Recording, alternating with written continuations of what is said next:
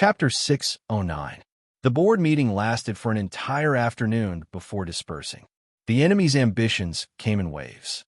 In the afternoon, the bank run caused by Chong and city spread to the other 8 royal cities through various channels. For a moment, the Bank of the Four Seas was in a state of emergency.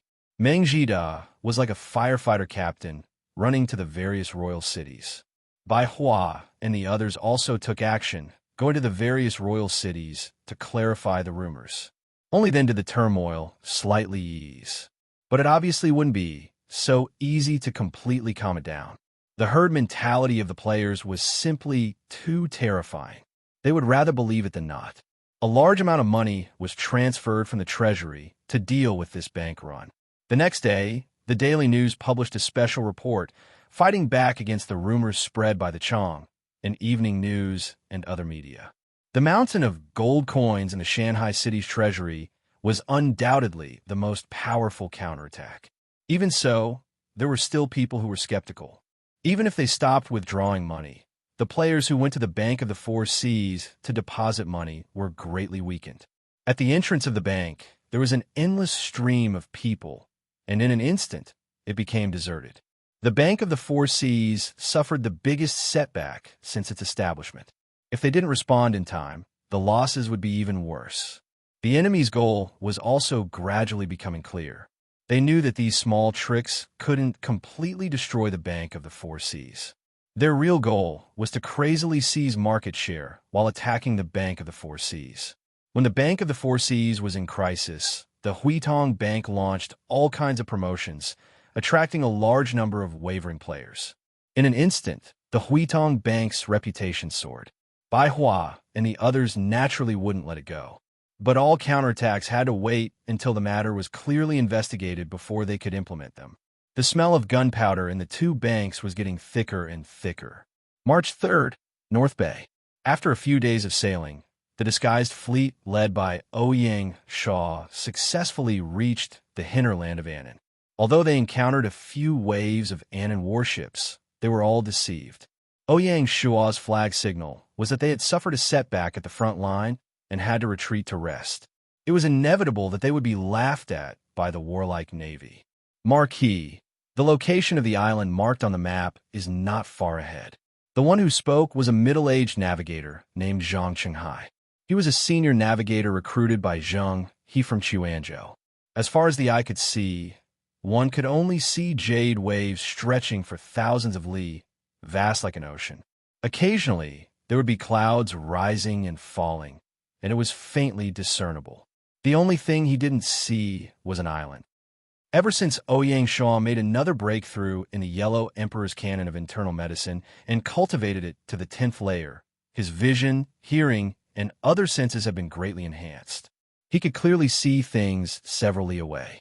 Moreover, this was a vast sea. If there really was an island, it was impossible to not see it. Did we go the wrong way? Ouyang Shaw asked. I won't, Zhang Chenghai said firmly. Ouyang Shaw frowned. Could it be that the treasure map is fake? If that was really the case, it would be a huge embarrassment. Let's continue moving forward. Let's reach the location marked on the map first. Ouyang Shaw was also very tenacious. Yes, sir. In less than 20 minutes, the fleet arrived. The further they went, the denser the clouds became, rolling up and down nonstop. Beyond 100 meters, it was impossible to see anything. The range of the clouds and mist was also extremely wide, with no end in sight to the left and right. It was like a curtain in the sky. In the face of this fog, the fleet was like ants. There's actually such a strange place. Ouyang Shaw muttered to himself. Although it's common for fog to appear on the sea, it's rare to see such a large fog. From what I can see, this fog didn't just rise. It seems like it's been here for a long time, Zhang Chenghai continued. As a senior navigator, Zhang Chenghai had traveled extensively and seen all kinds of strange places. The fog in front of him was indeed strange and unique, making people flinch at the sight of it. It's been here for a long time? Ouyang Shaw's eyes lit up. If that's the case, it really does look like a treasure trove. Ouyang Shaw was also puzzled. Even if it was an unnamed island, it was close to the Annan coast, and the game had progressed to the third year of Gaia. Wouldn't the players of the Annan region beat them to it? The fog in front of him explained Ouyang Shua's doubts very well. Only such a harsh environment would cause ships to shrink back.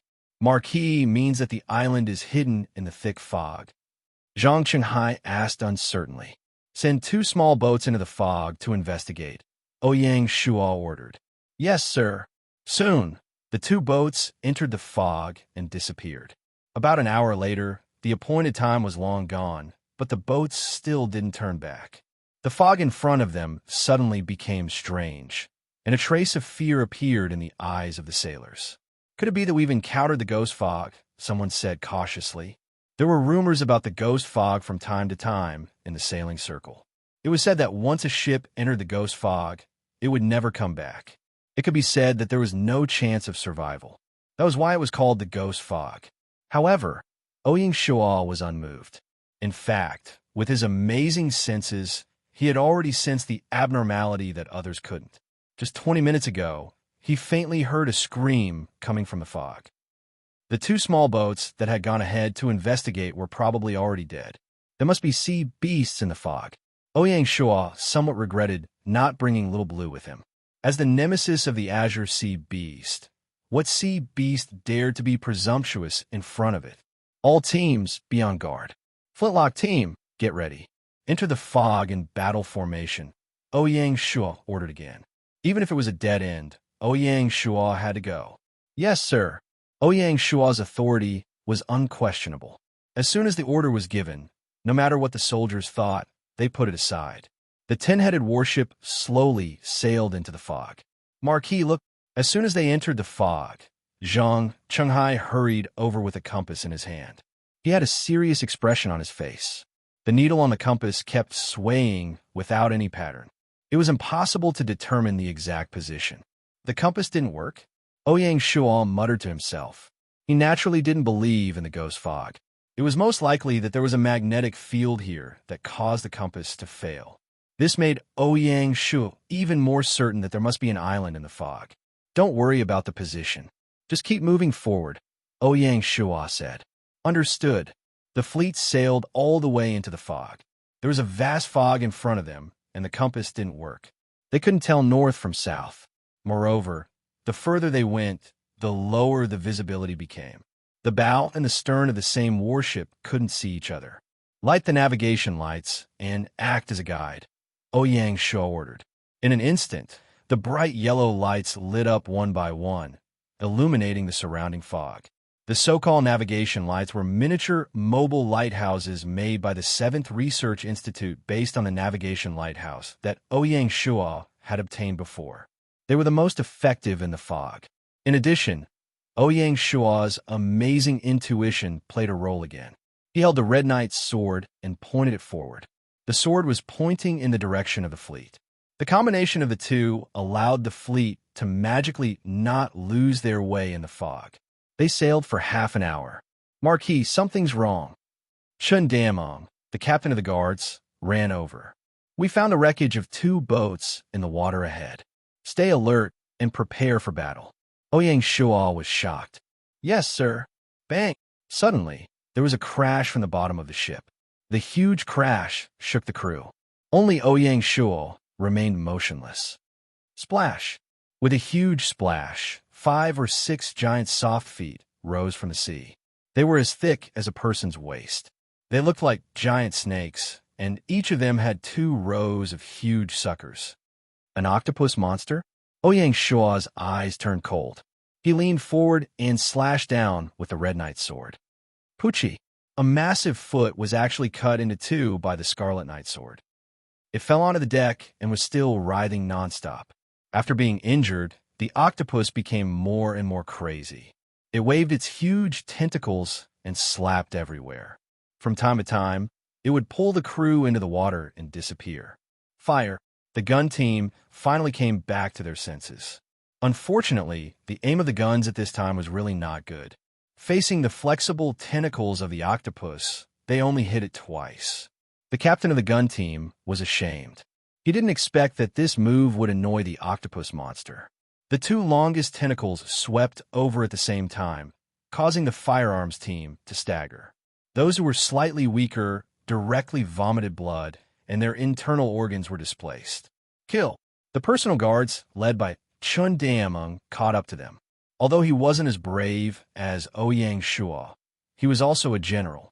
With the help of the guards, he waved his broadsword and cut off a tentacle. On the other side, Ouyang Shua took advantage of the situation and followed up with another attack. He dodged a tentacle and slashed down with the Red Knight's sword.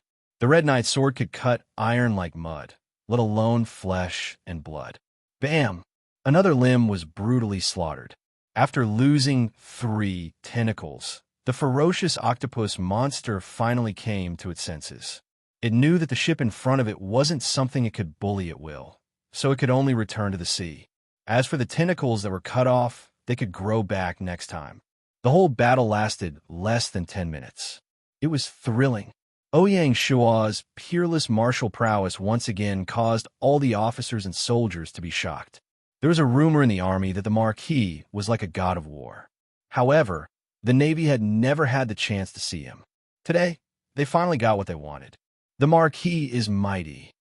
During the battle, just now, Zhang Qinghai was so scared that he hid in the cabin. At this time, he ran over to congratulate Ouyang Shua. Ouyang Shua didn't mind. Everyone had their own strengths. Zhang Qinghai was a navigator, and sailing was his strength. There was no need to be too harsh on him if he was weak on the battlefield. Pack up and continue forward, Ouyang Shua ordered. Yes. Chapter 6:10. Killing the octopus seemed to have reached a critical point. The fog in front of them was getting thinner and thinner. In the end, there was only a thin layer of fog. It didn't mean that they had passed through the fog. As far as the eye could see, the fog was still everywhere. An inconspicuous island was located in the center of the fog, mysterious and lonely. We're here. Ouyang Shua's eyes were filled with anticipation. The entire island was less than 20 square kilometers. Perhaps it was because of the fog. The entire island seemed to be isolated from the rest of the world. When the small animals on the island saw Ouyang Shua's group, they curiously came over without a trace of fear. In the middle of the island, a bald mountain suddenly rose up. It was very eye-catching, like a sharp sword. Seeing this mountain, Ouyang Shua was sure that he had found the right place. The exact location of the treasure was marked in detail on the treasure map. Shuetu's treasure was hidden in a cave at the foot of the Godly Sword Mountain. The entrance of the cave was blocked by a huge rock. It wasn't that Shuetu had set up some kind of trap, but to prevent the animals on the island from running in. Move the rock away. Ouyang Shua ordered the guards. Okay. Chun Dameng stepped forward and held the rock with both hands. He stood firmly on the ground and gathered his energy. Hey, the rock didn't move. Ha. The guards laughed unscrupulously, not caring about their captain's face. Chun Dameng usually mingled with his teammates, so he had long lost his captain's dignity. Plus, he liked to show off in front of his subordinates, always bragging about how powerful he was. This time, he was embarrassed, which was exactly what he wanted. Chun Dameng's face turned red. Bastards, why aren't you coming over to help? Coming. Seeing that their captain was about to go crazy, the guards didn't dare to be too presumptuous. Otherwise, their captain would use the excuse of teaching the martial arts as an excuse to teach them a lesson. With the efforts of the guards, the rock was finally moved away. Walking into the cave, they saw that it was pitch black and damp. When they lit the torches, they could finally see their surroundings clearly. The deeper they went, the more spacious the cave became. After walking for more than 20 meters, a golden light suddenly appeared in front of them. The deeper he went, the more dazzling the golden light became. It was as if there was a magical power that attracted Ouyang Shua's gaze. Following the golden light, the passageway suddenly widened. Finally, a spacious hall appeared in front of everyone. It was more than 200 meters in length and width. The golden light they saw earlier came from the hall. The entire hall was filled with a mountain of gold. Millions of gold coins were piled up messily in the hall like garbage, forming a 10-meter-tall mountain of gold, shining with golden light. The dazzling golden light was enough to blind people's eyes. Even Ouyang Shua couldn't help but gasp when he saw this. As far as he could remember, such a large amount of gold coins could only be found in the treasury of Shanghai City. A conservative estimate would be no less than 3 million gold coins.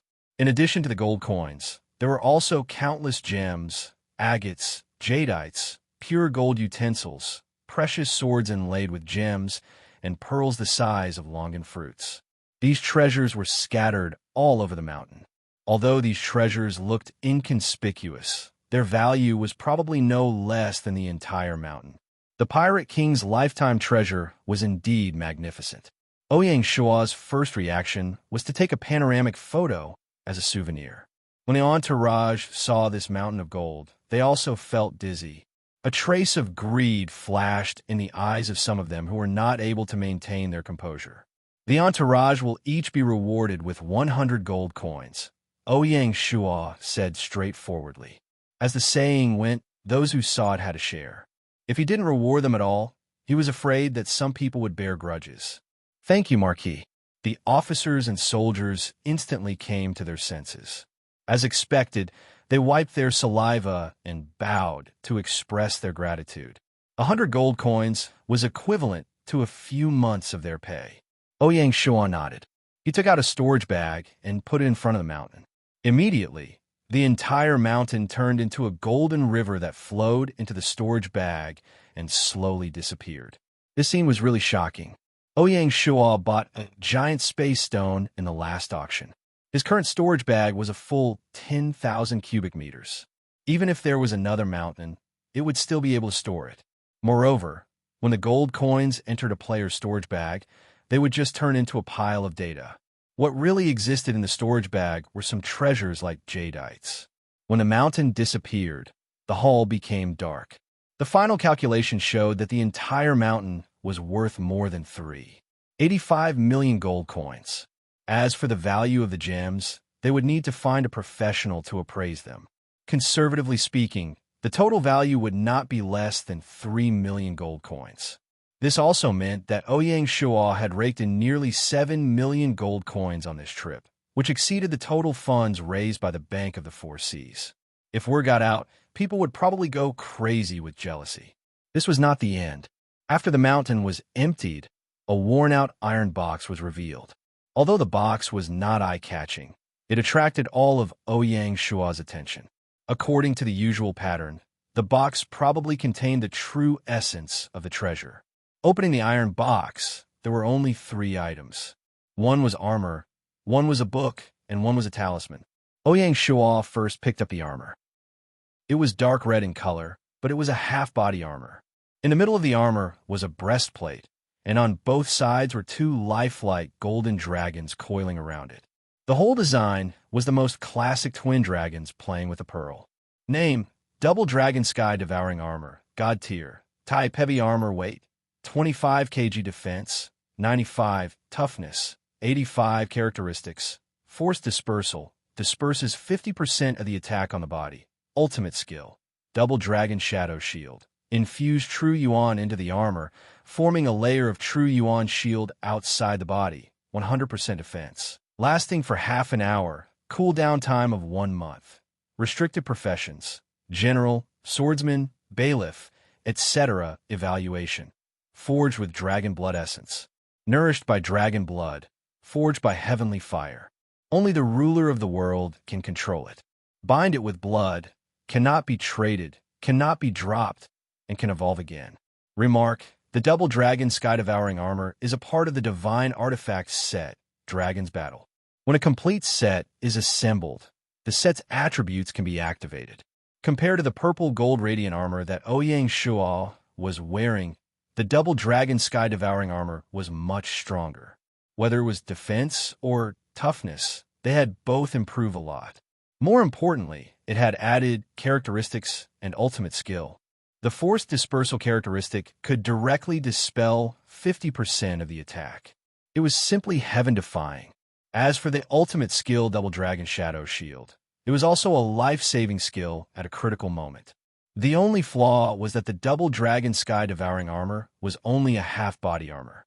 The Radiant Armor that Ouyang Shua was wearing now consisted of a helmet, armor, wrist guards, knee pads, and boots.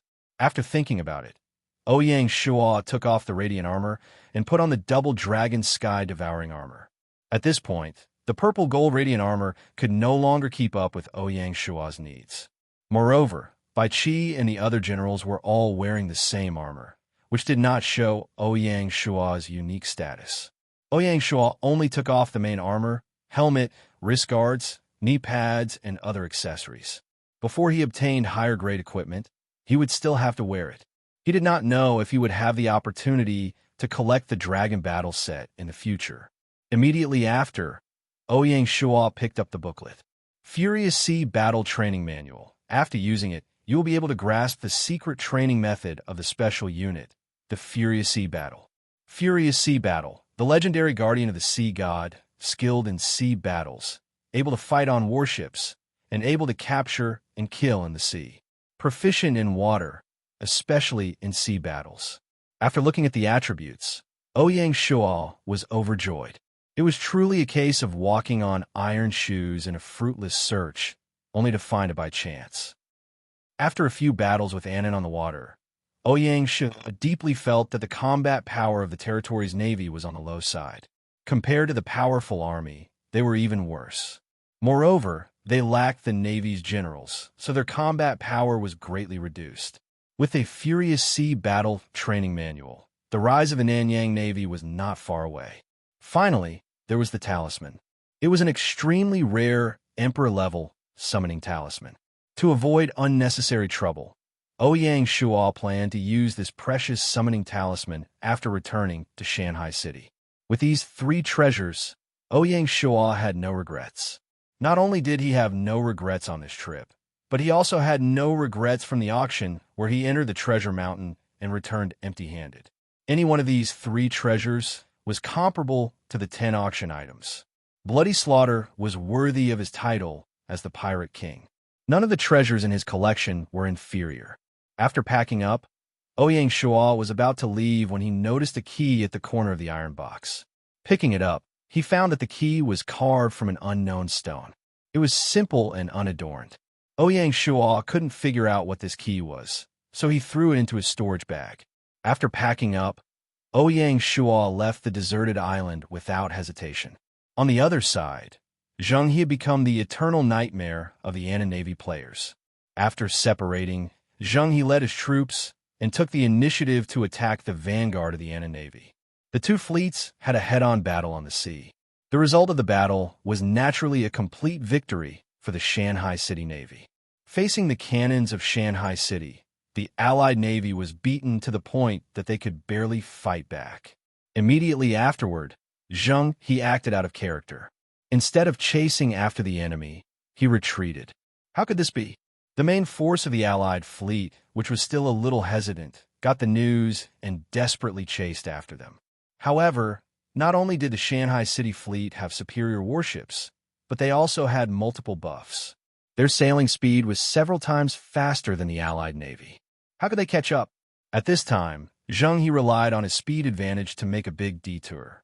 The 3 major formations split into 3 routes and outflanked the Allied Navy from 3 sides.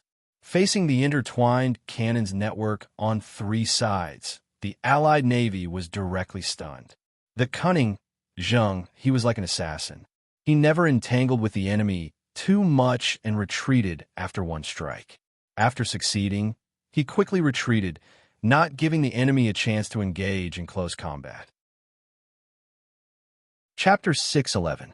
After inflicting heavy losses on the main force of the Allied Navy, the Shanghai City Navy disappeared without a trace again. When they reappeared, they appeared on both sides of the harbor. At this time, Zheng He was like Hua Tsubing, who specialized in catching the enemy off guard and giving the enemy a fatal blow in the most unlikely place. The fleets on both sides of the harbor were still on their way to gather at the harbor. They didn't expect that the enemy ships that were supposed to be fighting with the main fleet would appear behind them. This blow was too fatal. Zheng He divided his troops into 2 groups, like ghosts, nibbling away at the fleets that came one after another along the way. The morale of the Annan district fell to the lowest point. The overall strength of the Navy near the harbor was directly reduced by more than 40%. When Ouyang Shual led the disguised fleet to the agreed gathering point, the entire sea area was under the control of the Shanghai City fleet. The players of the Annan district had lost the possibility of defeating the enemy at sea. Under the leadership of Ruan Tianke, the Allied forces began to set up defenses in the coastal port cities, ready to welcome a landing battle or even a land battle. Unfortunately, they were destined to be disappointed. Ouyang Shuo didn't want to play with them, so he directly led his troops back. This national war started abruptly and ended abruptly. The players of the Annan district were waiting in the harbor, waiting for the enemy to attack. They looked around, but all they saw was the vast sea. After waiting for a whole day, someone asked uncertainly, "Alliance Master, it seems that they left?" Bastard. Even with Ruan Tiang's self-restraint, he couldn't help but slap the table angrily. The lords looked at each other. This time, the Annan district had lost a lot of face. The enemy regarded the entire Annan Sea as their back garden, coming and going as they pleased, which made them lose face. March 10th, Beihai City. I'll leave the formation of the ocean fleet and the training of the furious sea battle to the general. Ouyang Shuo told Zheng he before leaving. Please rest assured, Marquis, it will be ready within a month. After 7 voyages to the west, no one knew better than Zheng he had to prepare for an ocean voyage. As for the training of the furious sea battle, it would be handed over to General Kai Mao for the time being. Ouyang Shuo nodded and turned to leave. Ouyang Shuo had obtained over 80,000 merit points for inadvertently provoking the Kingdom War, and it had exceeded the harvest of a single battle. This was enough to prove that the Kingdom War was the best battlefield for feudal lords to earn merit points. At this point, Ouyang Shuo's total merit points had finally reached 500,000, and it was just over half. Apart from that, Ouyang Shuo had also obtained 100,000 reputation points in one fell swoop because of this famous battle. The rewards of this trip were enough to put other players to shame. After returning to Shanghai City, Ouyang Shuo found out what had happened to the Bank of the Four Seas recently. Tell Black Snake and Meng Jida to come see me quickly. Ouyang Shuo's face was gloomy. Yes, sir. Bai Nanpu carefully retreated. He could faintly feel the anger in the Marquis's heart. Greetings, Marquis. After a while, Stygian Snake and Meng Jida came to the study.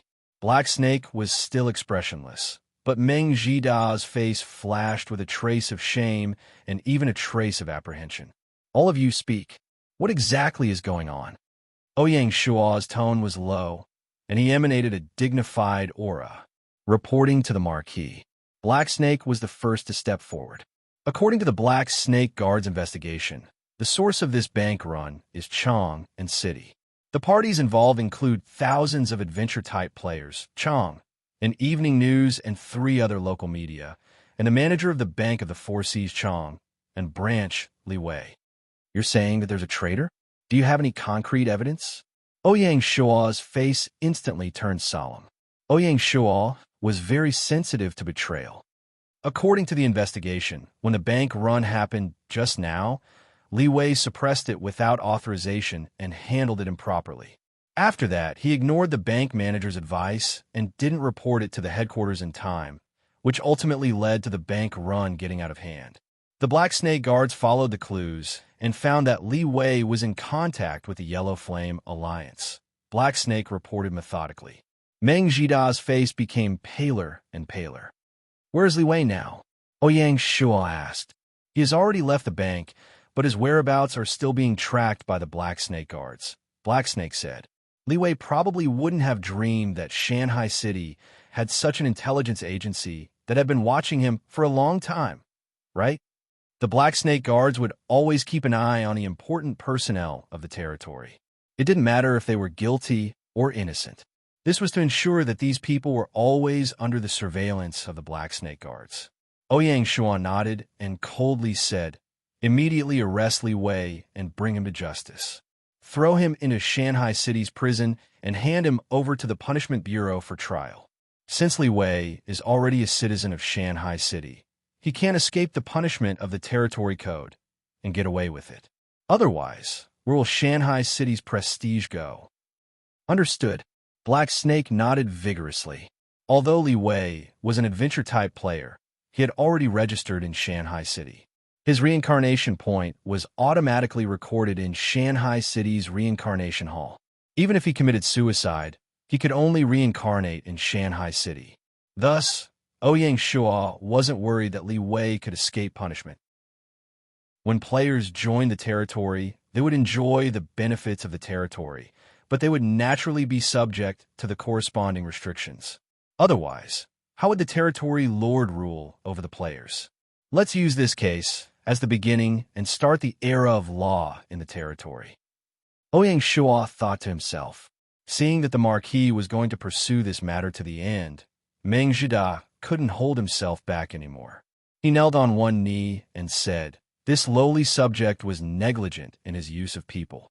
Please punish me, Marquis." After all, he was the one who had recruited Li Wei. Now that something had happened, Meng Zhida naturally couldn't escape the blame. Ouyang Shua's eyes flashed when he saw this. Punishment, of course, punishment is necessary. Ouyang Shua couldn't hide the disappointment in his heart. He said in a deep voice, "Not only were you negligent in your use of people, but the operation of the Bank of the Four Seas branch is also problematic. A branch manager suppressed an emergency without permission, and no one else was able to skip ranks and report it to the headquarters. This matter is ridiculous." Meng Zhida's face turned even paler. "Come, summon him." Present. Bai Nanpu walked in. Imperial Edict. Manager Meng Zhida of the Bank of the Four Seas was negligent in his use of people and neglected his duties. His salary will be forfeited for 1 year. At the same time, he will be demoted to vice manager and will be investigated, Ouyang Shua said. Understood.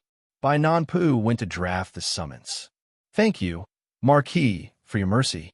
Meng Zhida thought that he would lose his position this time, but he didn't expect that he would still be investigated. Ouyang Shua didn't express his opinion and said indifferently, "The position of manager of the bank will be held by Director Fan Li. You will still be in charge of the daily affairs of the bank. I hope you won't disappoint me again. I won't let you down." Meng Zhida was moved to tears when he heard this. "You may leave. I will hold a temporary board meeting to clean up the aftermath of this incident." Ouyang Shua was very confident in dealing with the aftermath of this incident. Understood. Meng Zhida bade farewell. Looking at Meng Zhida's somewhat bleak back, Ouyang Shua let out a long sigh. He punished Meng Zhida this time for 2 reasons. One was to enforce the law, and the other was to give an explanation to his allies. After Bai Hua and the other board members invested in the Bank of the Four Seas, they didn't manage the daily operations of the bank but let the Shanghai City team manage it. Since they made a mistake, they naturally had to take responsibility. Otherwise, how could they live up to the trust they had placed in them? As for the temporary board meeting, Ouyang Shua wasn't in a hurry. He wanted to stabilize the situation first. The trump card in Ouyang Shua's hand was naturally the treasure he had just obtained. In the afternoon, Bai Xiaosheng was invited to Shanghai City. After a few interactions, the two of them could be considered half-friends. Marquis' disappearance caused a stir in the wilderness. Bai Xiaosheng said with a smile. Ouyang Shua shook his head. When has the wilderness ever been truly peaceful? It's the same with or without me. Marquis, you're too modest. Bai Xiaosheng flattered and then said, I've heard about the incident with the Chong and evening news. It's just that with the strength of the Shanghai Alliance, they didn't inform us in advance. I didn't expect the matter to become bigger and bigger. I hope Marquis won't blame us. No matter what, Bai Xiaosheng was a media giant. How could the small actions of the Chong and evening news escape Bai Xiaosheng's eyes? He didn't inform Shanghai City because he wanted to maintain a neutral position and didn't want to be involved in the conflict between the two groups. When he saw Ouyang Shua this time, he saw that the other party's temperament had become more and more calm. Bai Xiaosheng felt that it was necessary to explain to Ouyang Shua to avoid any misunderstandings. Now, Ouyang Shua's every word and action would be analyzed by others. Ouyang Shua understood Bai Xiaosheng's way of doing things.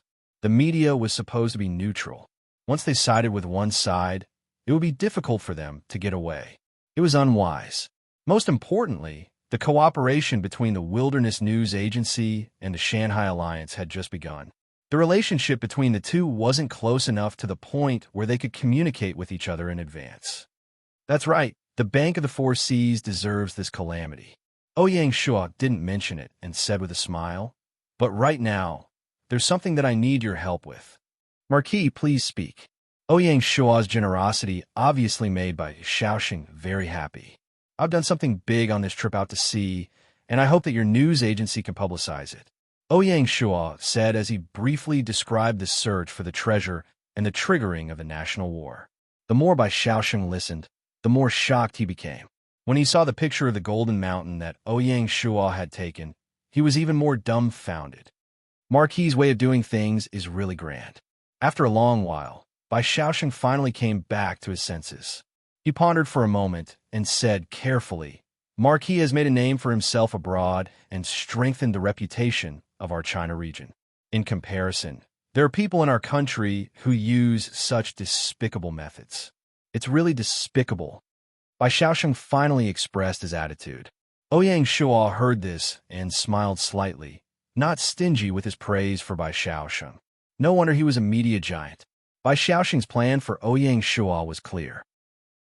As for how to use these materials to create a beautiful article for Shanghai City and completely reverse the unfavorable situation of the Bank of the Four Seas, Bai Xiaoxing was naturally an expert in this. Chapter 612. The next day, on the front page of the Daily News, there was an article with the title, "A Hero in the War of Nations, but Hidden Arrows Are Hard to Guard Against." Bai Xiaoxing used vivid ink to describe the heroic deeds of Marquis Lian Zhou, who started the war, defeated the Annan Navy, and seized a large number of treasures. He described not Yi as a hero in the War of Nations. Immediately after, he changed the topic and mentioned the Bank of the Four Seas that had just passed. According to the Black Snake Guard's investigation, it was vaguely revealed that this was a meticulously planned conspiracy. The goal was to achieve an ulterior motive through unfair competition. The two incidents were cleverly linked together to arouse the players' common hatred for a common enemy. While clearing the Bank of the Four Seas grievances, it also vaguely attacked the mastermind behind the scenes. When the report came out, it naturally caused a huge uproar. For the players in the China region, the War of Nations was a very hot topic. Although Ouyang Shuo did it for personal reasons, in the eyes of the players, he was a great hero. Just this point alone was enough to raise Shanghai City's prestige to the peak. Any kind of negative news would have to retreat in the face of such a trend. As such, the players naturally hated this backstabbing villain behind the scenes.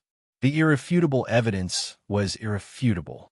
Any player with a bit of brains knew who the mastermind behind the scenes was referring to. For a moment, the direction of public opinion was one-sided. The low popularity of the Bank of the Four Seas skyrocketed again. Correspondingly, the recently popular Huitong Bank's reputation plummeted. No matter what tricks they played, it was of no use. Ouyang Shuo's move caught many unprepared. It could be said that he had overcome 1,000 caddies with little effort. Jingchu Province, Danyang City. Bastard. After reading the report, Lord Chunxin was extremely resentful towards Bai Xiaoxing's position. Such an obvious bias could only be said that the Wilderness newspaper was slowly leaning towards the Shanghai Alliance. Shanghai City's influence was constantly seeping into other areas. A meticulously planned show was easily broken by Who Says Wooey. This caused the extremely conceited Lord Chunxin to feel very upset. It was as if he had painstakingly prepared a big move and wanted to KO the opponent in one hit, only to find out that the opponent only stretched out a finger and the move was broken. Such a feeling of defeat was really stifling. Just wait and see. Lord Chunxin's eyes were firm. This was a person who would not easily give up. Shanghai City, Eastern Fence Sword Faction. On the cliff platform, two female disciples wearing the uniform of the inner court were chatting. "Fei Fei, I heard that your father was demoted," said a slightly chubby female disciple. The other petite female disciple was clearly in low spirits. It was Meng Fei Fei. His father had been working hard during the bank run. Unexpectedly, he was still demoted. How Meng Feifei's heart was felt when she saw her father's back. It was not because she was worried about her father's position. In my opinion, Ouyang is too ruthless. He doesn't care about his feelings at all. The slightly plump female disciple was naturally Meng Feifei's classmate and good friend, Tan Xiaoli. It was Ouyang Shua who allowed them to join the Eastern Fence Sword faction. Xiaoxing against Yang Tu joined sect. When they first joined Shanghai City, Ouyang Shua was still the #1 feudal lord, and the two of them could still pay a visit to the feudal lord's mansion because of their relationship as classmates. Now, it would take a lot of courage to walk into the Protectorate General's residence. There was a huge gap between the two. Even at Ouyang Shua's wedding, they were just the most ordinary guests. They did not even have the qualifications to be toasted by Ouyang Shua. Meng Feifei's petty thoughts and confused feelings from before had long vanished in a thin air. Ouyang has his own difficulties.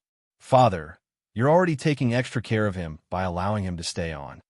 Meng Feifei wasn't an unreasonable person. She understood the situation. Tan Xiaoli let out a long sigh. How could she not know? It was just that the world had changed so much that people could not help but sigh. Since when did that ordinary-looking young man in real life become an existence that countless people in the game had to look up to? Even when they talked about him in private, they would unconsciously use honorifics. I heard that Ruan Ping is still thinking of a counterattack. Tan Xiaoli changed the topic. Meng Feifei raised an eyebrow. A hint of disdain flashed across her face. She said indifferently, "He's just putting on a one-man show. I'm afraid he doesn't even know how big the gap between the two of them is." Damn girl, when did your words become so poisonous? Tan Xiaoli was surprised. In the eyes of outsiders, Meng Feifei was a typical obedient girl. She was shy and introverted. Even if she was dissatisfied with someone, she would not show it on her face. What he said just now was really shocking. "I'm just speaking the truth," Meng Feifei said indifferently. "At least he's still fighting."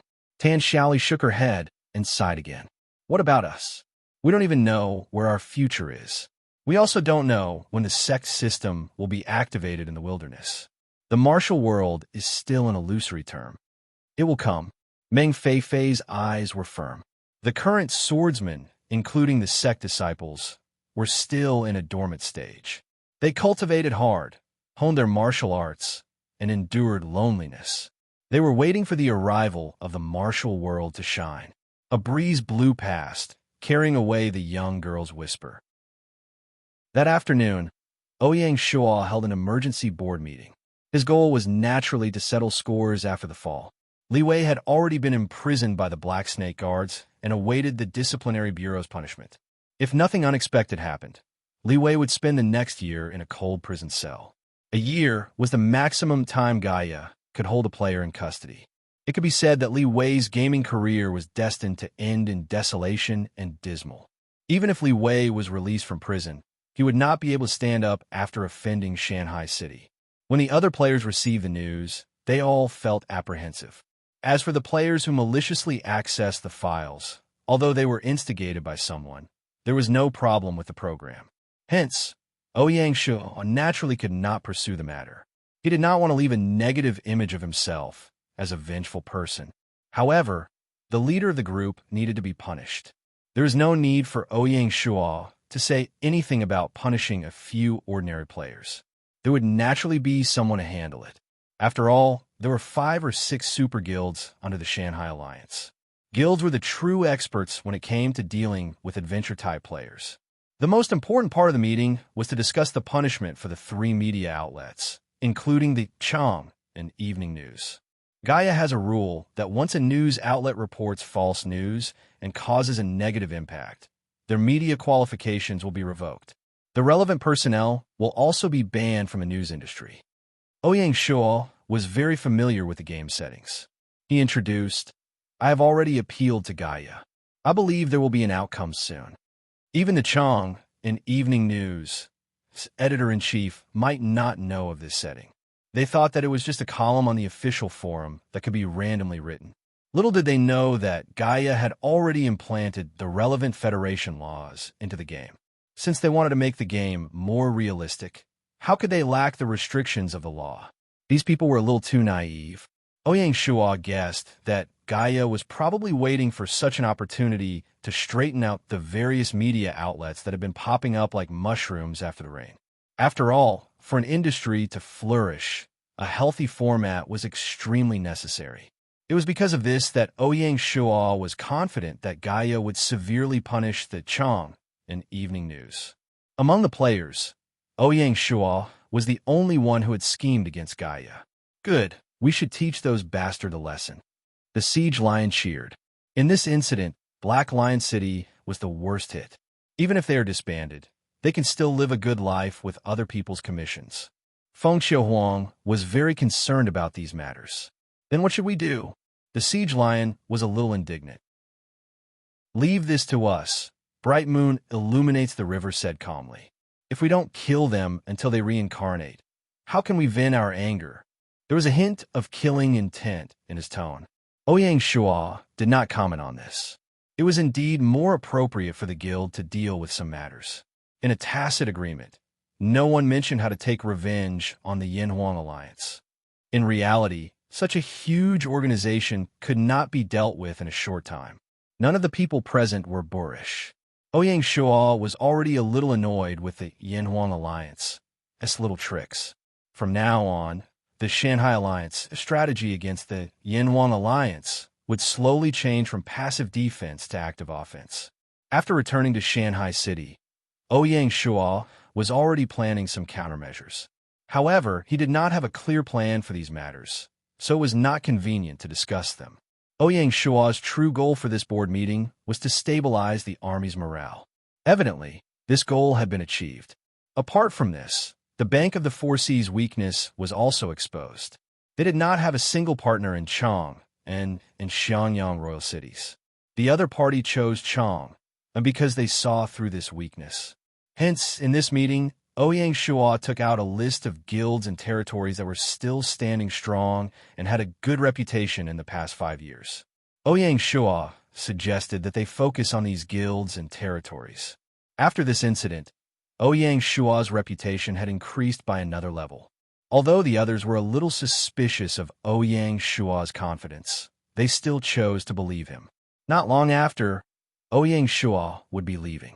These matters naturally had to be handled by Feng Xiaohuang and the others. It was precisely because of this that Ouyang Shua had to make things clear in order to prevent any delays. The Bank of the Four Seas territory would definitely expand. Chapter 613. At the North Bay Pier, Ouyang Shua was seeing someone off. This person was middle-aged and had an ordinary appearance. If not for the general uniform he was wearing, he would have been mistaken for an ordinary farmer. This general was the general that Ouyang Shua had summoned through the summoning talisman, Shilang. Shilang, also known as Duke Shua, was from Jinjiang, Fujian. He was a famous general in the late Ming and early Qing dynasty. He had served as the deputy general of the Qing army, the commander of the Fujian Navy, and other important positions. He was deeply trusted by the Kangxi Emperor. Shilang was good at military management, especially in naval warfare. The troops under his command were known for their speed, bravery, and decisiveness. People gave him the nickname of Thunderbolt of the Sea. The most glorious thing in his life was leading the Qing army. Shilang's attributes were also very dazzling. To be able to serve such a general, Ouyang Shua's luck had turned for the better. Name, Shilang, imperial level, title, Marquis Jinghai Dynasty. Late Ming, early Qing identity. Shanghai City General, occupation. Special General loyalty. 75 Commander. 88 Force. 85 Intelligence. 75 Politics. 70 Specialty. Naval warfare increased the range and power of cannons by 10. Increased the speed of warships by 30. Increased the defense of warships by 25. Increased the morale of naval warfare by 35. Martial arts. Jinghai True Scripture Evaluation. General Shilang was a man of few knowledge. He was very strong, proficient in formations, and good at naval warfare. He was familiar with islands and sea affairs. He dared to say what others dared not say and do what others dare not do. When mentioning Shilang, players might not be familiar with him. However, Zheng Qinggong, another famous general who recovered Yizhou, was praised by later generations. Why? Because Shi Lang had changed allegiance 3 times, served the Ming army twice, and surrendered to the Qing army twice, it inevitably attracted criticism from later generations. His position in history had always been controversial. Was he a hero or a villain? After Zheng Qinggong recovered Yizhou from the Dutch, he used it as the last base to resist the Qing. The Qing army sent troops to attack Yizhou several times, but they all returned in defeat. In the 22nd year of the Qing Kangxi Emperor, Shi Lang led 20,000 elite soldiers and 300 warships to conquer Yizhou. With this achievement, Shi Lang was conferred the title of Marquis Jinghai by the Kangxi Emperor and reached the peak of his career. From his personal ability to his achievements, Shi Lang was worthy of the praise of the world. What really aroused controversy was his repeated life experiences in the Ming and Qing armies. Shi Lang was born in the late Ming dynasty. In his early years, he was a subordinate of Zheng Zhilong, Zheng Qinggong's father. Later on, the Qing army marched south with irresistible force. Zheng Zhilong surrendered to the enemy at the last moment. Shi Lang also surrendered to the Qing army. The Qing army ordered Zheng Zhilong to surrender his son Zheng Qinggong, but Zheng Qinggong was ashamed of his father's conduct, so he broke off relations with his father and led his troops to continue to resist the Qing. Zheng Qinggong thought highly of Shi Lang's ability to command troops and fight. He kept lobbying Shi Lang, inviting him to join the anti-Qing volunteer army. After much consideration, Shi Lang decided to leave the Qing army and once again returned to Zheng Qinggong's anti-Qing army. Shi Lang was a straightforward person who dared to speak his mind. Zheng Qinggong was also a straightforward person with a fiery temper. Therefore, it was inevitable that there would be conflicts between the two of them.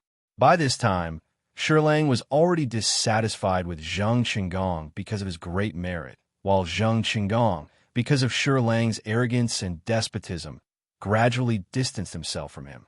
Zheng Qinggong associated this conflict with the suspicion that Shi Lang was plotting a rebellion.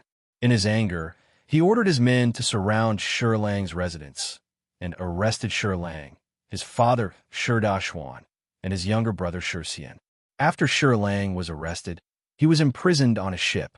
Some of his former subordinates and trusted aides sympathized with him, so they secretly released him.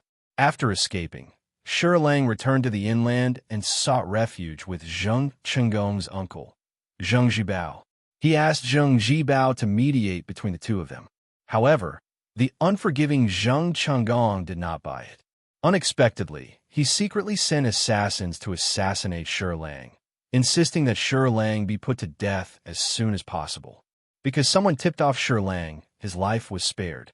But Zheng Qinggong, whose plan had failed, became even angrier out of humiliation. Unexpectedly, he ordered Shi Lang's father and younger brother to be executed. From this point on, Shi Lang and Zheng Qinggong had formed a blood feud as deep as the sea. With nowhere else to go, and with his heart set on revenge, he was forced to surrender to the Qing dynasty in the 8th year of Xuanji. Therefore, the so-called repetition was in fact a last resort. Not long after recovering Yizhou, Shi Lang submitted a Chun Yizhou abandoning the advantages and disadvantages, explaining the importance of Yizhou to Emperor Kangxi. He also suggested that Emperor Kangxi vigorously encourage the economic development of Yizhou and reduce taxes in order to obtain a stable and prosperous Yizhou island. At the same time, he also strongly urged Emperor Kangxi to abolish the boundary relocation and sea prohibition order that had been in place for many years and return the land to the people. Later, Emperor Kangxi accepted Shi Lang's suggestion and exempted millions of people from the suffering of migration. From this, it could be said that Shi Lang not only had the merit of recovering the island, but also protecting it. It could be said that his contributions would last for 1,000 years. Shi Lang was summoned and immediately appointed by Ouyang Shuo as the commander of the Jiaozhou fleet. At the same time, Ouyang Shuo also directly conferred Shi Lang the military rank of third-rank general, Honghai general. Such treatment could be said to be an extraordinary honor. Appointing Shi Lang as the commander of the Jiaozhou fleet was naturally also considered. Historically, Shi Lang was very familiar with Jiaozhou and the waters of Quanzhou, which would be of great help to Ouyang Shua's future plans. Shi Lang's mission was to train the Jiaozhou fleet into shape within half a year. After obtaining the treasures of the North Sea Bay, Ouyang Shua's ambition intensified. He was no longer satisfied with expanding the Navy's 3 major fleets to their full strength within a year. Instead, he gave him half a year. As for the Jiaozhou fleet's first fleet's commander-in-chief, Firework Freak, he would accompany Ouyang Shua on the Great Ocean Voyage. The first fleet, led by Firework Freak, was temporarily stationed at the North Sea harbor. Ouyang Shua had his own considerations in choosing Firework Freak as his follower. The few naval generals in the territory were basically inshore or even inland river generals. There are almost no deep-sea generals. Ignoring Shanghai City, even in the entire China, it was difficult to find a naval general who was adept at deep-sea warfare. It was precisely because of this that the territory needed to nurture them themselves. And compared to Kai Mao, Pei Donglai, and the other naval generals, Firework Freak was a player. Not only did he have terrifying talent, he also had a broad vision and knowledge that the ancients did not have. His growth potential was astonishing, and he was highly malleable. He was naturally the most suitable candidate for the future deep-sea generals. After sending Shi Lang off, Ouyang Shua began to make preparations for the Great Ocean Voyage. Chang, an Evening News, and the other 2 local media outlets had been forcefully disbanded by Gaia, causing a huge uproar in the wilderness. Ouyang Shua no longer paid attention to the fates of those people. There were naturally people who would take care of it. The Bank of the Four Seas was once again on the right track. There was no need for Ouyang Shua to worry. With Meng Jida's setback, he would probably use it as a warning and carry out a drastic reform of the Bank of the Four Seas. The affairs of the territory were managed by the 4 division heads and the various county governors. It was also orderly. The first thing Ouyang Shua needed to do was to distribute the millions of gold coins obtained from the North Sea Bay's treasure trove. The gems, jade artifacts, and other treasures in the treasure trove were evaluated to be worth more than 3 million. Together with the 885 million gold coins, the total was more than 7 million. Such a huge sum of money was coveted by the division chiefs and the county governor. Unfortunately, Ouyang Shua's words completely severed their hopes.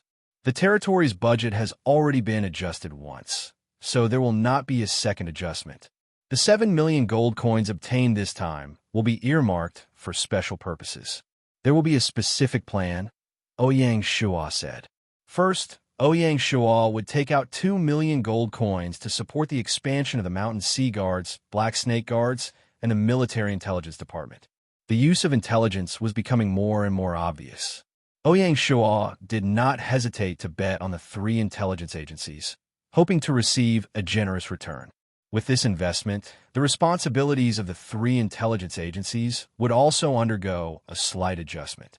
First, the Mountain Sea Guards activities would no longer be limited to the territory. The 2 intelligence agencies, the Mountain Sea Guards and Black Snake Guards, would cover the entire China region. The difference was that the Mountain Sea Guards focused on the indigenous forces, while the Black Snake Guards focused on the player forces. The 2 did not interfere with each other and work together. Other than that, the 2 intelligence agencies would extend their tentacles to the Yin-Huang Alliance's territory this year. Passively taking a beating was not Ouyang Shua's style. Second, the expansion of the intelligence agencies overseas. Other than domestic intelligence, the Black Snake Guard would expand their international intelligence in Gaia for 3 years, gathering information in advance for the future wars. Their first target was Annan, who had just been tricked by Ouyang Shua. Just this alone showed Ouyang Shua's great ambition. The Black Snake's blood boiled when he heard this. As a former international mercenary, the Black Snake's international vision was unquestionable. The Black Snake Guards would once again soar. If he really wanted to achieve these 2 goals, 2 million gold coins was just the beginning. Secondly, Ouyang Shuo would allocate 500,000 gold coins to the Chamberlain of Dependencies. The first half of the year would be the year that the Chamberlain of Dependencies, led by Zhang Yi, would show their strength. Ouyang Shuo naturally had to support them. Lobbying, sowing discord, no matter which one it was, they all needed real money. Next, Ouyang Shuo turned his gaze towards the Southwest University China Hall and the Military Martial Arts Hall. At the end of the day, the two institutions were the blood-producing machines of the territory. They were the driving force that supported the territory's development. Disregarding everything else, more than half of the civil and military officials in the territory benefited from the two institutions. Although the institutions were a holy land of culture, it was too vulgar to talk about money. In reality, that was not the case. Recruiting hundreds and thousands of lecturers, improving the institution's facilities, providing for tens of thousands of scholars, supporting students, etc. No matter which one it was not a small expenditure. The historical Jixia Academy relied on the financial support of the entire Qi kingdom. Thus, Ouyang Shuo did not hesitate to throw in another 1 million gold coins, hoping that the territory would welcome the next explosion of talents. He hoped that the two institutions would truly become the top institutions in the Southwest region, or even the entire China region. Accept the talents of the world, be inclusive, with the momentum of 100 rivers flowing into the sea, swallow 10,000 miles. This was Ouyang Shuo's ambition. Chapter 614. Intelligence, diplomacy, and education easily cost him 3.5 million gold coins. In addition, Ouyang Shuo would retain 5 million gold coins for his own use. The remaining 1 million gold coins would be invested into the expansion of the territory and the army. The first was to establish the 5th Division of the Imperial Guard Corps and expand the Imperial Guard Corps to its full strength. The 5th Division of the Imperial Guard Corps would be formed by drawing elite cavalry from the 3 main armies. The 5th Division would also be the 3rd Cavalry Division of the Imperial Guard Corps. Initially, Ouyang Shuo had other plans for the 5th Division. However, the commander of the Imperial Guards, Hua Zubing, was famous for his cavalry battles. Ouyang Shuo could only strengthen the Imperial Guard's cavalry. Second, the City Guard Division would be promoted to City Guard Corps. The City Guard Division was originally divided into 2 divisions, and then the Lianzhou County Guard Division, the Shuanzhou County Guard Division, and the Zhenan County Guard Division were all merged into the City Guard Division.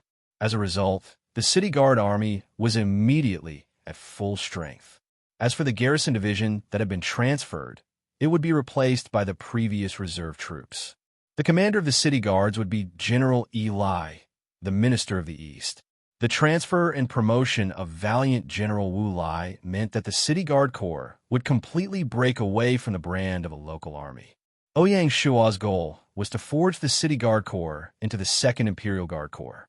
For this reason, Ouyang Shuo didn't hesitate to send the City Guard Corps out to gain experience. According to the military agreement between Ouyang Shuo and Tao Wu, the completed City Guard Corps would be teleported to Wanshi City through the teleportation formation, and they would assist Wanshi City in expanding its territory for half a year. During this period, Shanghai City's defense will be taken over by the Imperial Guards. The military agreement clearly defined the responsibilities of both sides. Shanghai City was responsible for the pay of the City Guard Corps, while Heartstone City was responsible for the transportation costs and logistics. In this way, the city guards would be baptized by the flames of war, and Heartstone City would gain a new force. It was a win-win situation. Ouyang Shuo's move was to suppress Handan City's expansion in the northern part of the capital. Heartstone City was a very important chess piece in Ouyang Shuo's overall strategy. He couldn't let Di Chang get rid of it. The transfer of the City Guard Corps could be said to be the first military exchange within the League of Mountains and Seas. This meant that Shanghai City was gradually changing from a nominal leader to the leader of the military alliance. In the future, it would become a norm for Shanghai City to provide military protection and even garrison troops for its allies. This also meant that apart from the economic field, Shanghai City had also begun to play the role of the alliance leader in the military field.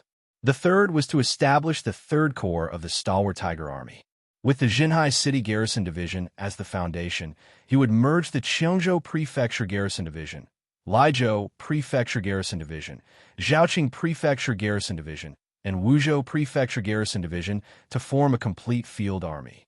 As a result, the 8 guard divisions in the territory were all disbanded and rebuilt.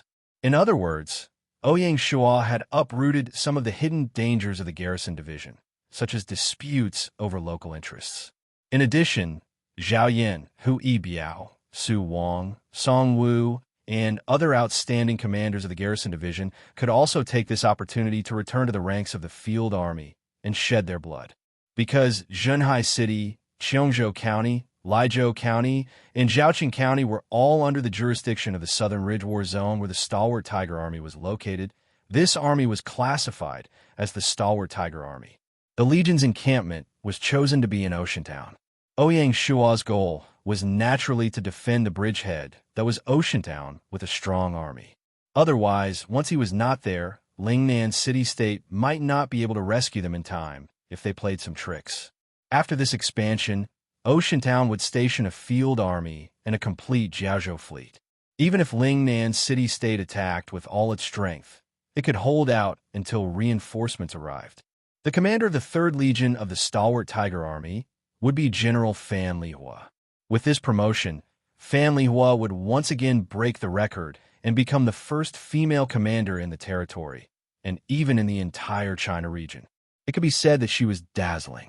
Of course, if it was just the expansion of 2 large legions, it would not be enough to spend 1,000,000 gold coins.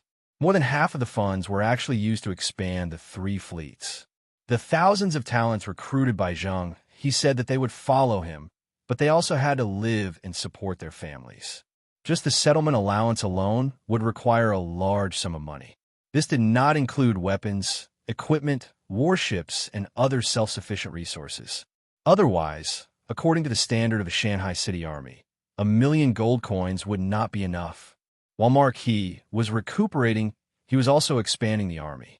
It seemed contradictory, but in fact, they were different routes to the same goal.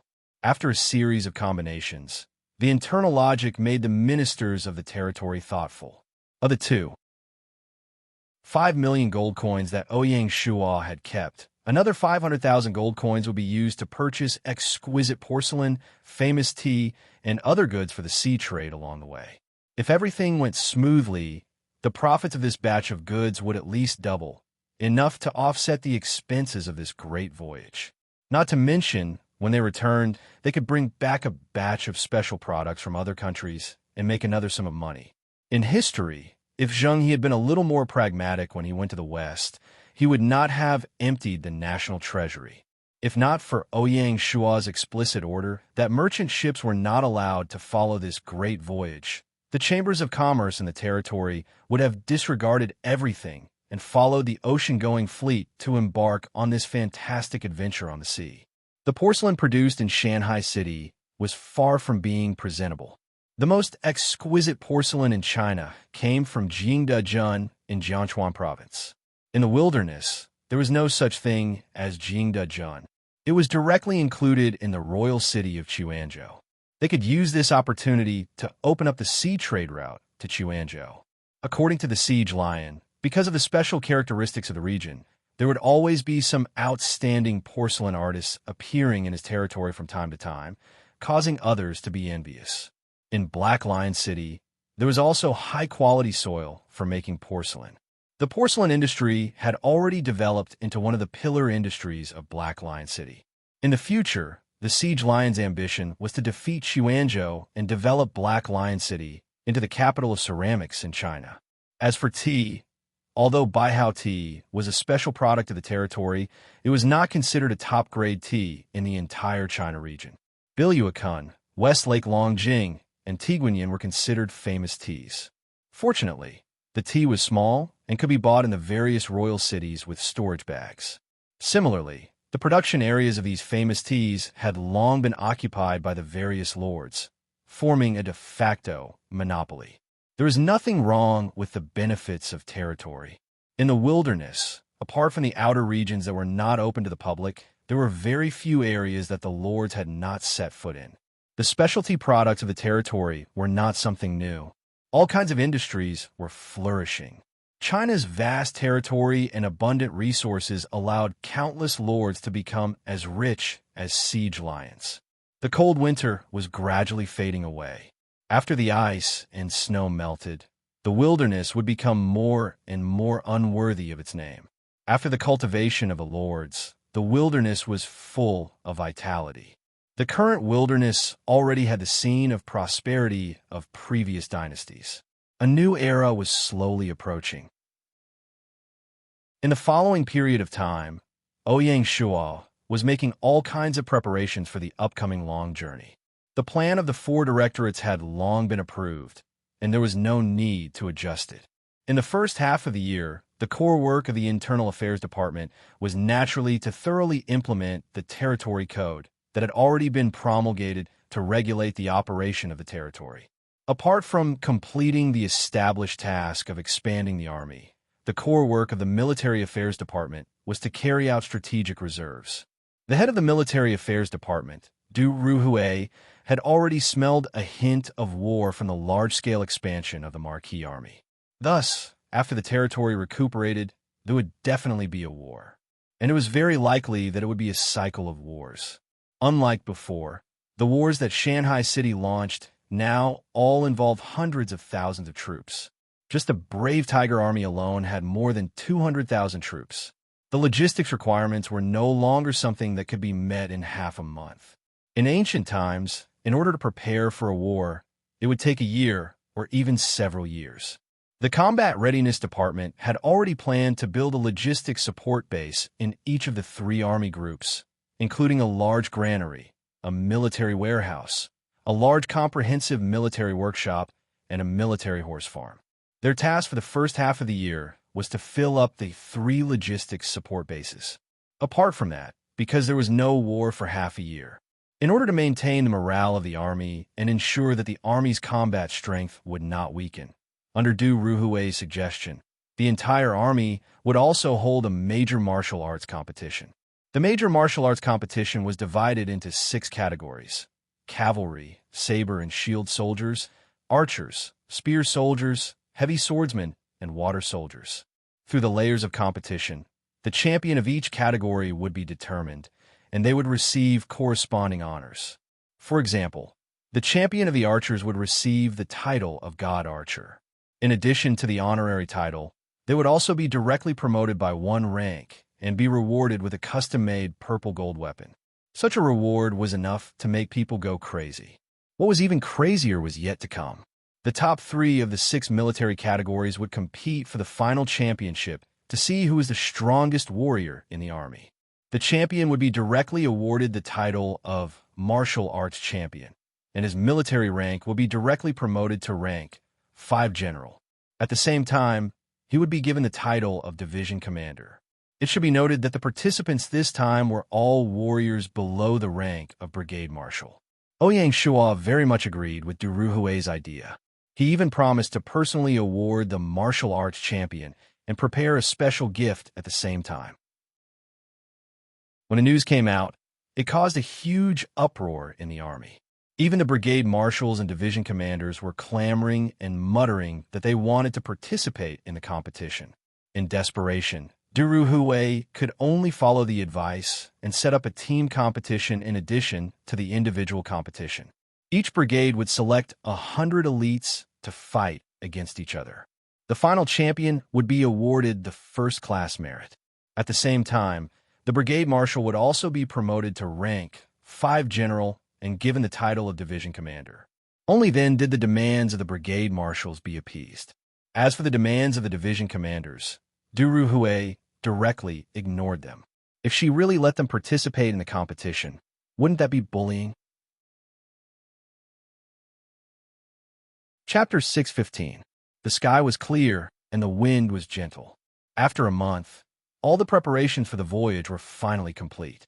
On April 5th, the blue sea in front of the North Sea port was filled with warships of all colors, and the port was filled with people who were seeing them off. The main force of the fleet was composed of Pei Dong Lai and Smoke and Fire Demon. The only difference was that Kai Mao was left behind to continue training the Cliff Mountain Fleet in Cliff Mountain City. The three existing formations of the Cliff Mountain Fleet were merged into the North Bay Fleet. In this way, the North Bay Fleet became the first fleet of the Nanyang Navy to reach full strength. Strangely, although the fleet was full, the position of admiral was still vacant. The Navy generals that Zheng he had recruited were basically all commanders or battalion commanders. As for the admiral, he was still lacking. Even a meritorious general like Kai Mao had not reached the position of admiral yet. This voyage was different from the Allied fleet. In addition to all kinds of warships, there were all kinds of specialized ships. There were ships specially used to carry grain, water ships specially used to carry fresh water, livestock ships specially used to carry live animals, horse ships specially used to carry horses, and even vegetable ships specially used to grow vegetables. As for the cargo ships carrying porcelain and tea, there was no need to mention them. There were even ships for the entertainment of the soldiers and sailors, which were equipped with theatrical troupes and other simple entertainment programs. In short, all the necessities for a long-term voyage were prepared. The fleet could sail for a month at sea without going ashore to resupply any supplies. In addition, Ouyang Shua's storage bag also stored a batch of emergency supplies. For this voyage, Zheng he also prepared two special items, which could be considered as secret weapons. The first was the military doctor stationed in the fleet by the government hospital. According to Zheng he's requirements, there must be one military doctor for every 100 people. The Navy, sailors, and crew of the fleet added up to more than 10,000 people. Therefore, there were more than 500 military doctors. It was a luxurious lineup. The biggest threat to long-distance navigation was neither storms nor pirate attacks, but disease. It was inconspicuous, but it was enough to destroy an ocean fleet. One of the most terrifying diseases was septicemia. In the 14th century, many crew members of the expeditions led by Magellan and Columbus died of septicemia. But the Chinese sailors of the same period were not troubled by it. The root cause of sepsis was the lack of vitamin C and lack of vegetables for a long time. The secret of China's sailors getting rid of septicemia lay in the second secret weapon, soybeans. The Chinese food culture was extensive and profound. Soybeans alone could be used to make tofu, soy milk, bean sprouts, dried tofu, fermented bean curd, and other foods. Especially the bean sprouts. They were even more magical. To a certain extent, bean sprouts could replace vegetables and contain a certain amount of vitamin C. In addition to soybeans, he also drank green tea, which also contained a certain amount of vitamin C. This was the secret of Zheng he's sailing. To Shanghai City, this expedition was of historical significance. All the officials of the Protectorate of Southern Border and above were present. The families of the soldiers and sailors were also allowed to see their loved ones off. The pier was crowded with people. Who knew how many of them would be buried in the ocean this time? It was a tradition of Shanghai City to offer sacrifices to ancestor Mazu every time they set sail. The sacrificial ceremony this time had reached a new peak. At the docks, they held the grandest ceremony to worship Mazu, praying for Mazu's blessing. The Mazu culture had long taken root in the territory. The prosperity of Shanghai City's voyage was all thanks to Mazu's protection. After the ceremony, the auspicious time had arrived. Ouyang Shua faced Xiao He and the other officials, bowed slightly, and crossed his arms. "I'll leave all the government affairs of the territory to you." Ouyang Shua didn't have the time to care about the territory. The crowd was stirred. After a while, Xiao He took the lead and bowed. "We await the Marquis' triumphant return." Hundreds of officials and tens of thousands of people knelt on the ground. It was a shocking scene. If an outsider were to see such a scene, they would probably be extremely shocked. The Marquis of Lian province already had the aura of a king, and the momentum of his ascension became clearer. In the sky above the North Bay, amidst the misty clouds, the dragon of Providence that had always been following Ouyang Shua was affected by this. It opened its huge eye that had been sleeping for a long time and glanced down indifferently. Ouyang Shuo seemed to sense something and looked up. In his eyes, there was nothing at all. He nodded helplessly, looked at Song Jia and Binger again, and turned aboard the Dragonhead. "Big brother, come back soon," Binger shouted. Ouyang Shuo waved at the little girl and left with a smile. This separation would last for several months, or even half a year. However, Song Jia had to suffer. They had just gotten married, and they didn't have time to be sweet, but they had to be alone again. After Ouyang Shuo left, the heavy responsibility of coordinating the internal affairs of the alliance fell on Song Jia's shoulders again. Song Jia gradually appeared on the big stage in the wilderness and became a new member of the female heroes.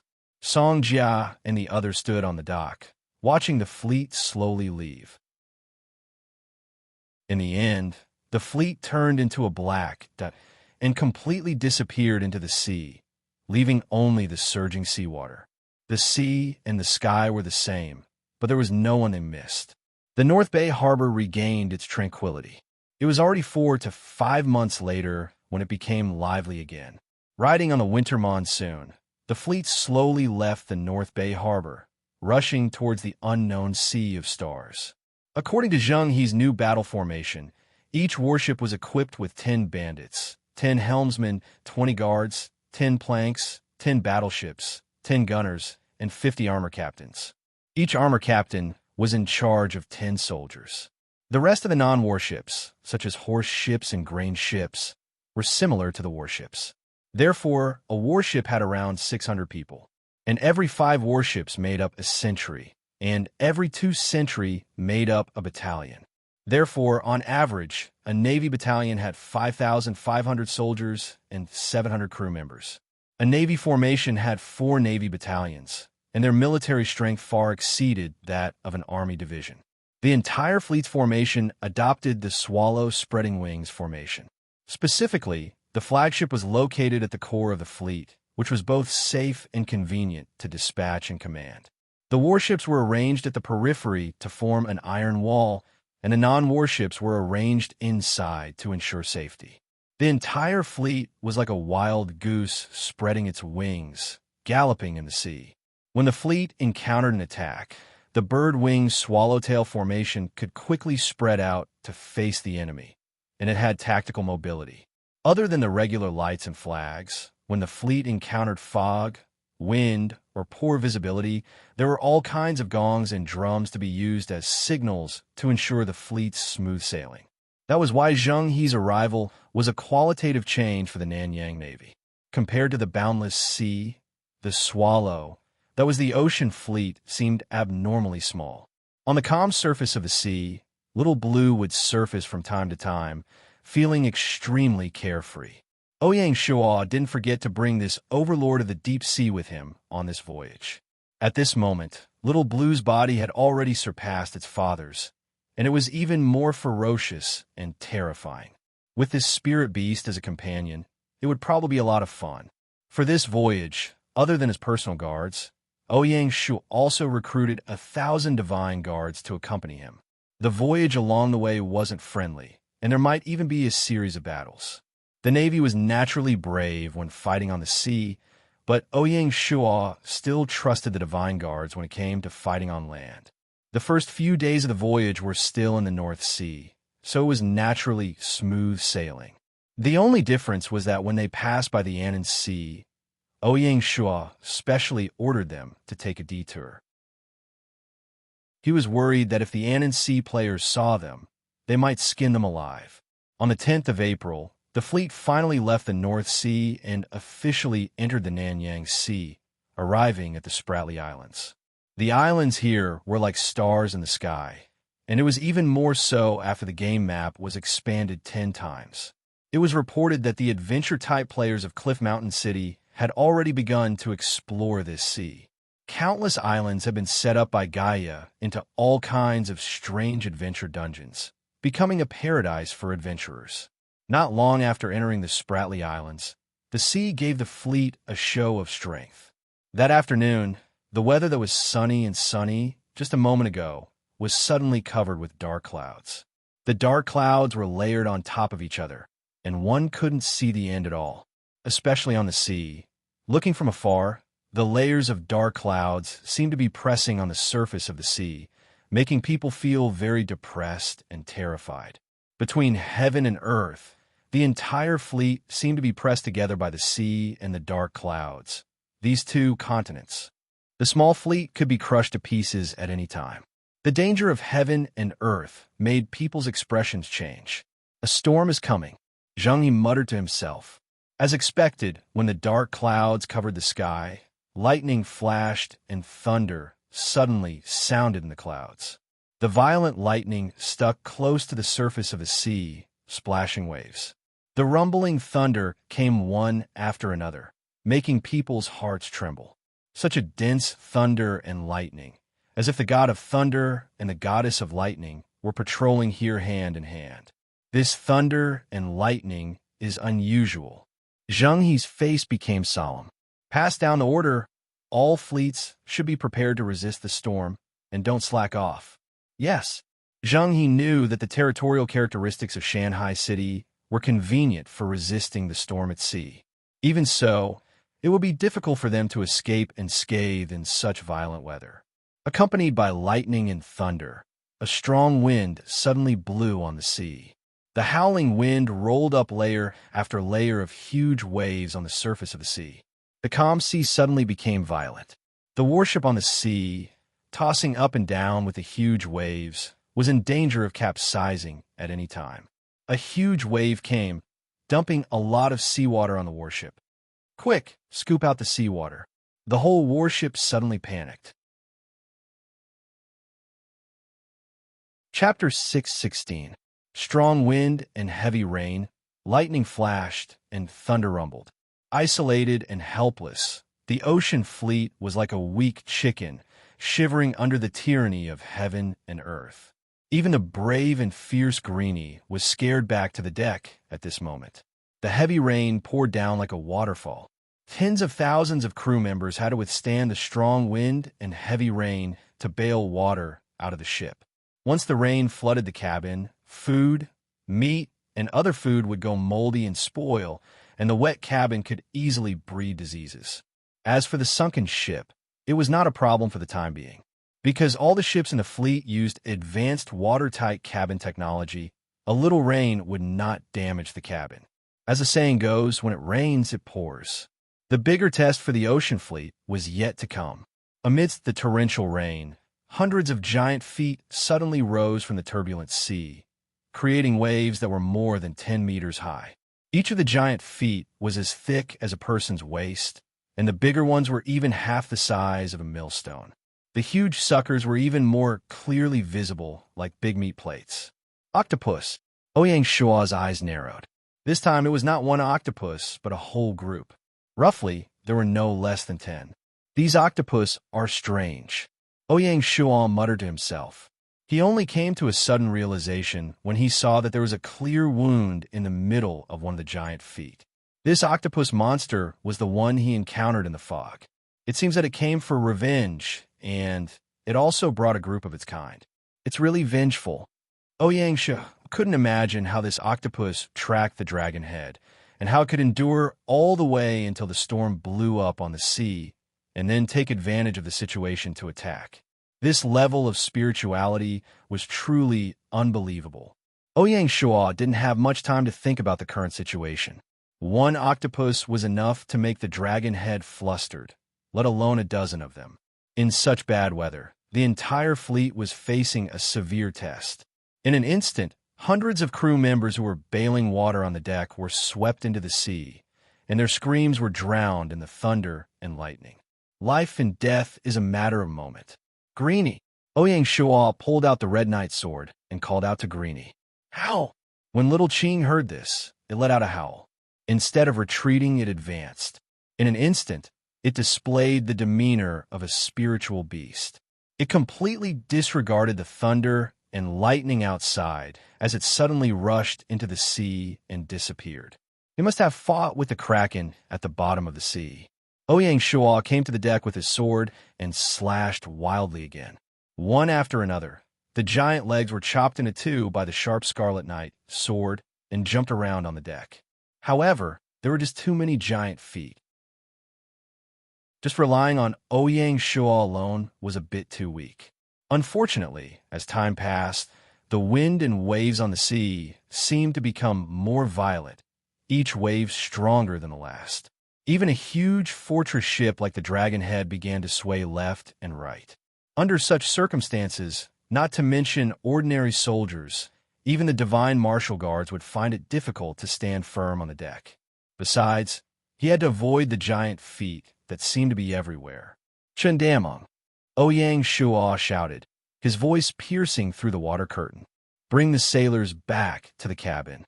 Ouyang Shuo knew that without the sailors, this battleship was just a pile of rotten wood. Therefore, they had to protect their lives no matter what. Yes, Chen Damong didn't hesitate. The divine martial guards risked their lives to rush over and led the sailors who were so scared that their legs turned to jelly back to the cabin. Along the way, countless giant feet swept over. Some divine martial guards were unfortunately swept off and fell directly into the sea. All of a sudden, the scene became chaotic.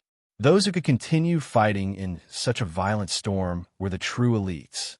Not only were their martial strength amazing, but their mental fortitude was also strong. They had to become more calm. They had to be observant and alert in the noisy environment. Only Chun Damong and a few others were able to do this. Ouyang Shuo already had no time to care about anything else. Along with his slash, the octopus monster at the very beginning seemed to have discovered the culprit, and it howled before actually gathering its companions to attack Ouyang Shuo in unison. In an instant, dozens of giant feet slapped at Ouyang Shuo at the same time. The gigantic tentacles surrounded them in all directions like a cage made of flesh. There was nowhere to escape. Even with Ouyang Shuo's courage, he couldn't escape. Bam! Ouyang Shuo was finally swept by a giant foot. He felt a huge force coming from his back, passing through his internal organs and making him feel suffocated. Cough! If it wasn't for Ouyang Shuo's strong physique, just this attack was enough to seriously injure him. Even so, Ouyang Shuo also swayed for a moment before regaining his footing. At the same time, more giant feet took the opportunity to sweep down. From the looks of it, it seemed that they were determined to smash Ouyang Shuo, the culprit, into meat paste. Marquis, seeing this, Chun Damong and the others instantly turned pale and risked their lives to come as reinforcements. Damned beast! Ouyang Shuo rolled to avoid the siege. His eyes turned cold as he put away the Scarlet Knight's sword and took out the Sky Demon Spear. In this kind of chaotic battle, the Scarlet Knight's sword was actually the most useful.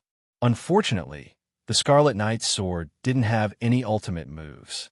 Therefore, Ouyang Shuo had no choice but to borrow the newly evolved Sky Demon Spear.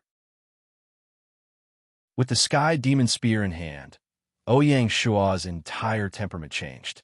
It was like the reincarnation of a demon god. A domineering aura gushed out. Ouyang Shuo didn't hesitate and directly used the ultimate skill of the Sky Demon Spear. Tyrant blood, Ouyang Shuo shouted. The golden true essence wrapped in the bloodline of the demon god in his body poured all the domineering aura into the Sky Demon Spear.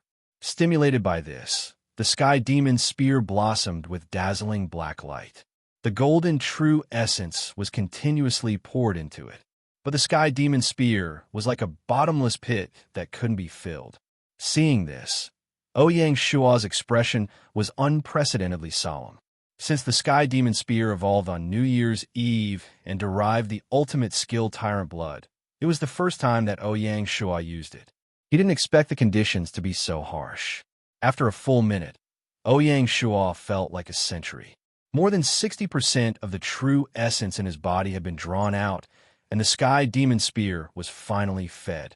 During this period, because he couldn't move, Ouyang Shuo was swept by the giant feet 3 times. Under the repeated impacts, Ouyang Shuo's chest was tumbling. Finally, he couldn't help but spit out a mouthful of blood. The blood splashed onto the Sky Demon Spear and was quickly absorbed by the latter. In this way, the black light became more and more dazzling. Even in the storm, this black light was still the most dazzling existence. Even those giant feet, with the innate sharpness of animals, couldn't help but tremble and didn't dare to approach Ouyang Sha. It was already too late for him to retreat. The dazzling black light, with Ouyang Shua's indomitable determination and the domineering aura that could sweep the world, broke out of the spear. As soon as it appeared, it exploded in the air and formed a closed black ring. The ring rapidly spread out at lightning speed. But all the giant feet that came into contact with the black ring were melted and broken into two pieces. Yes, it was melted. The black light, like a strong corrosive acid, melted at the touch. Goo! Melon, those octopus monsters in the sea uttered ear-piercing howls after being hit. Apparently, they were in great pain. Only with this strike, Ouyang Shua instantly wiped out all the giant feet around him. On the wet deck, the broken giant feet were rolling everywhere, which was really terrifying. The whole world was quiet. In the storm, Ouyang Shua stood on the deck like a demon god. The giant feet that were still jumping around became the best sacrifice for the demon god. At this time, little Greenie jumped out of the sea with an octopus head in its mouth. Separated by the curtain of rain, a man and a beast looked at each other and smiled. Right when Ouyang Shua thought that this battle was about to come to an end, a deafening howl suddenly sounded out from the distant sea. The mournful howl contained boundless violent emotions. The injured octopus monsters were originally ready to retreat, but when they heard the howl, they suddenly became excited and kept responding to the howl. Their voices were full of undisguised attachment. They were like a group of children who went out to bully others, but were beaten instead. Finally, the adults at home came to help. Ouyang Shua was dumbfounded when he saw that. He saw that above the sea, there were two pillars that supported the sky. They were more than 50 meters high, which was far higher than the height of the dragon head. The giant pillars were as big as millstones, which made people feel intimidated. Black clouds were pressing down, and the giant pillars were like pillars that supported the sky, which even pierced through the sky. This is big trouble. Ouyang Shua smiled bitterly. In the 5 years of his previous life, he had never seen such a huge octopus monster. Ouyang Shua had only heard that there were mysterious and unfathomable prehistoric monsters in the depths of the deep sea where humans rarely tread. Every one of them was the overlord of the sea, enough to overturn rivers and seas. There were even rumors that even the legendary divine dragon of China lived at the bottom of the deep sea, and some of the deep-sea monsters were strong enough to compete with the divine dragon. Ouyang Shua didn't know whether the rumors were true or not, but was enough to prove the horror of the deep-sea monsters. Although the octopus monster in front of him couldn't be compared to those legendary existences, at this stage, it was almost invincible. Damn it! Previously, he smoothly found the treasure, so Ouyang Shua thought that his luck had turned for the better. He didn't expect that misfortune had been haunting him. An inconspicuous octopus monster unexpectedly caused such an unforeseen event. The big move of the demonic spear had been used up and was in a cool-down period. What could he use to fight against such a terrifying existence? However, Ouyang Shua had a reason to fight, because he absolutely wouldn't allow the fleet that had just sailed to the Spratly Islands to be destroyed. Then let's fight. Ouyang Shua's eyes were firm. Little Qing. Ayo! As if responding to Ouyang Shua, Little Qing raised its head with indescribable pride. Good guy. Ouyang Shua suddenly smiled and jumped on Little Qing's back. Let's go together and meet the overlord of the deep sea. Ayo! P.S. I have good news to report. This month, with everyone's silent support, the global online monthly votes has entered the top 10 of the game category Original Genre Ranking. Sheng Xiao hereby promises that the final categorized monthly vote ranking for March will be based on February's basis. For every increase in rank, I'll add one chapter. Chapter 617. Tell General Zheng to evacuate immediately and find a deserted island to rest. Little Greenie will take me to find you. Before leaving, Ouyang Shua shouted at Qindaming. With the power of the boss octopus, if it broke into the fleet, there would be heavy casualties. This was something Ouyang Shua couldn't bear. Therefore, Ouyang Shua could only step forward and stall the octopus to buy time for the fleet to evacuate. On the vast sea, in the midst of the storm, Ouyang Shua stood on little Greenie's back like a god of war. He quickly left, leaving behind a handsome figure for the soldiers. When Zheng He received the news, a strange light flashed in his eyes. "Such a lord, do you dare to not fight to the death?" Zheng He's expression was solemn. He began to command the fleet to evacuate the battlefield through the storm. The target of the octopus was Ouyang Shua. Therefore, as soon as Ouyang Shua left, the octopus immediately rushed forward. As for the fleet that was gradually leaving, they didn't care. Little Greenie's speed was extremely fast. The surviving octopus monster could only fall far behind Little Greenie. Not far ahead, the boss octopus had already arrived. Its giant feet danced on the surface of the sea, setting off monstrous waves. There was a blockade in front and a pursuer behind. Ouyang Shua didn't dare to be careless. He immediately activated his demon god bloodline and transformed into a demon god. His body instantly became more than 3 times bigger. Even so, in front of the boss octopus, it was still not enough. When Ouyang Shua killed Chiyu, he obtained the demon god blood essence and completed the first true awakening of his bloodline. Therefore, even if he transformed into a demon god, there wouldn't be too strong of a side effect like when he transformed into a mountain barbarian. At most, he wouldn't be able to fight and would return to the level of an ordinary person.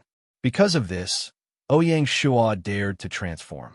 Otherwise, in the vast sea, once the transformation effect disappeared, his body would be powerless and he would basically die. "Go, Melon!" The boss octopus roared again, and a giant foot with the momentum of a thunderbolt smashed toward Ouyang Shua's head, making it impossible for him to dodge. That giant foot looked rough, but it was extremely sensitive. It was still dozens of meters away, but in an instant, it was already above Ouyang Shua's head. A strong, fishy smell assaulted his nostrils, making him want to vomit. Ouyang Shua didn't dare to take the attack head-on, so he forced himself to lean to the side. Unfortunately, the giant foot was too thick. At the critical moment, Ouyang Shua was only able to barely dodge it. He was rubbed by the giant foot, and he lost his balance and was about to fall into the sea. At the critical moment, Ouyang Shua reacted swiftly.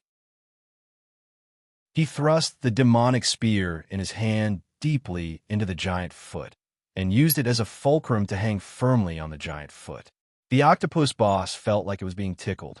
Ouyang Shua firmly held onto the demonic spear as he was tossed up and down, his chest heaving up and down. Even though it was the surface of the sea, it was no different from falling on land if one were to really slap it down. The torrential rain was getting more and more intense. The downpour was like a waterfall. It was endless. Ouyang Shua could barely open his eyes in the rain. The only thought in his mind was to grab onto the sky demon spear and not let go. To be able to persevere, he had to rely on his steel-like willpower. The heavenly demon spear's artifact spirit seemed to sense that its master was in trouble, and the pitch-black body of the spear once again flashed with a black light. Devour blood. The characteristics of the heavenly demon spear were finally activated. Streams of blood essence, like a torrential river, were being sucked out of the octopus's tentacles.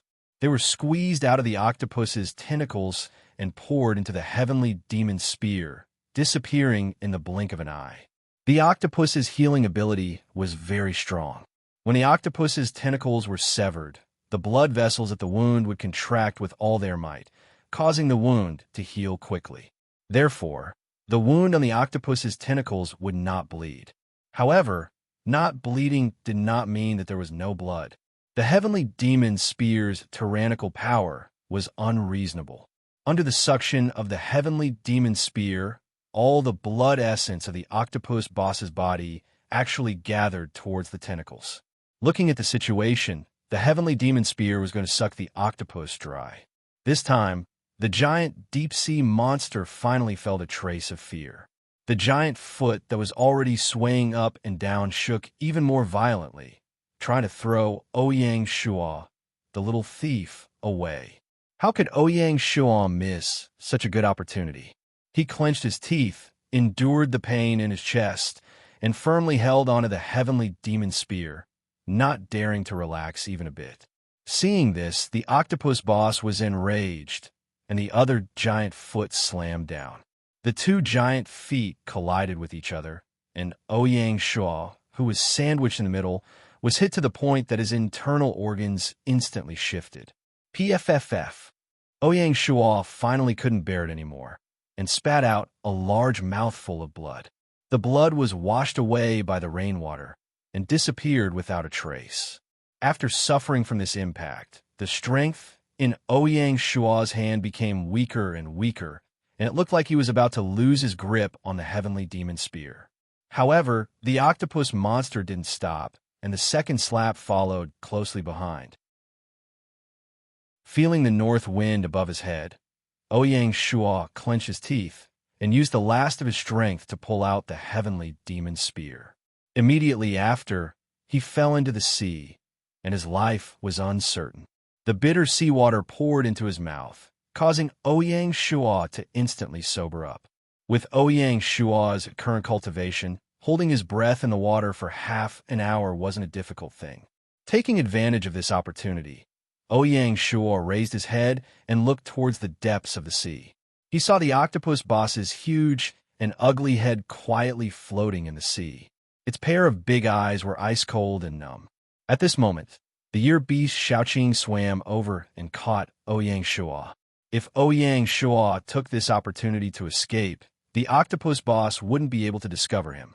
However, after thinking about it, Ouyang Shuo was still unwilling.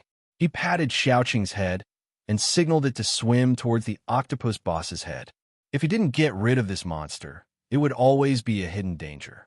Taking advantage of the surging seawater, Ouyang Shuo quickly approached the octopus boss. That big guy's vision was terrible, and it only noticed Ouyang Shuo's existence when he got close to it. Its ice-cold eyes unexpectedly flashed with a trace of panic. Ouyang Shuo coldly smiled, and the heavenly demon spear stabbed out without the slightest hesitation. The position it aimed at was precisely above the octopus's eyes, because that was where the octopus's brain was located. The octopus boss wanted to stop it, but it was already too late. The power of its tentacles was astonishing, but because they were too long and too big, it couldn't rush over to help in time. At this crucial moment, the octopus boss wasn't careless at all. Its huge sac breathed in and out, and a large amount of pitch black and smelly ink sprayed out. In an instant, the surrounding seawater was dyed black. However, Ouyang Shuo didn't retreat. Instead, he advanced. He tightly closed his eyes, and relying on his perception, he stabbed the heavenly demon spear forward without the slightest hesitation. The sharp heavenly demon spear easily pierced through it, as if it was piercing through tofu. Goo, melon. After its brain was pierced, the octopus boss let out a mournful howl, and its voice became weaker and weaker. This place was the octopus's life gate. Ouyang Shuo didn't feel good either. The ink sprayed out by the octopus boss didn't just pollute the seawater. It also had a strong paralyzing effect. After being attacked by the ink, Ouyang Shuo felt that his hands and feet were starting to become stiff. Not good. Ouyang Shuo's heart tightened. Relying on the last strand of his willpower, he gripped the heavenly demon spear and used all his strength to directly smash the octopus boss's head into pieces. No matter how strong the octopus boss's vitality was, it was afraid that it wouldn't be able to live. The octopus boss obviously knew that it didn't have long to live. Its ferocious intent was actually not the slightest bit weaker than Ouyang Shuo's. The huge tentacle finally swept over. At this moment, Ouyang Shuo's entire body was stiff. He could only watch helplessly as the huge millstone-like tentacle fiercely smashed into his chest, directly causing him to be seriously injured and lose consciousness. The storm on the sea still didn't have the slightest intention of stopping. In the midst of the storm, those little octopus monsters heard their mother's mournful howls. With new hatred and old hatred, they swam over in unison, wanting to tear Ouyang Shuo into pieces.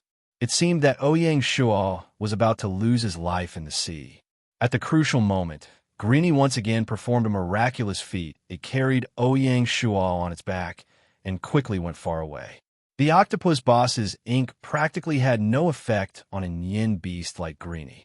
In the boundless sea, waves of howls rose and fell, and they didn't disperse for a long time.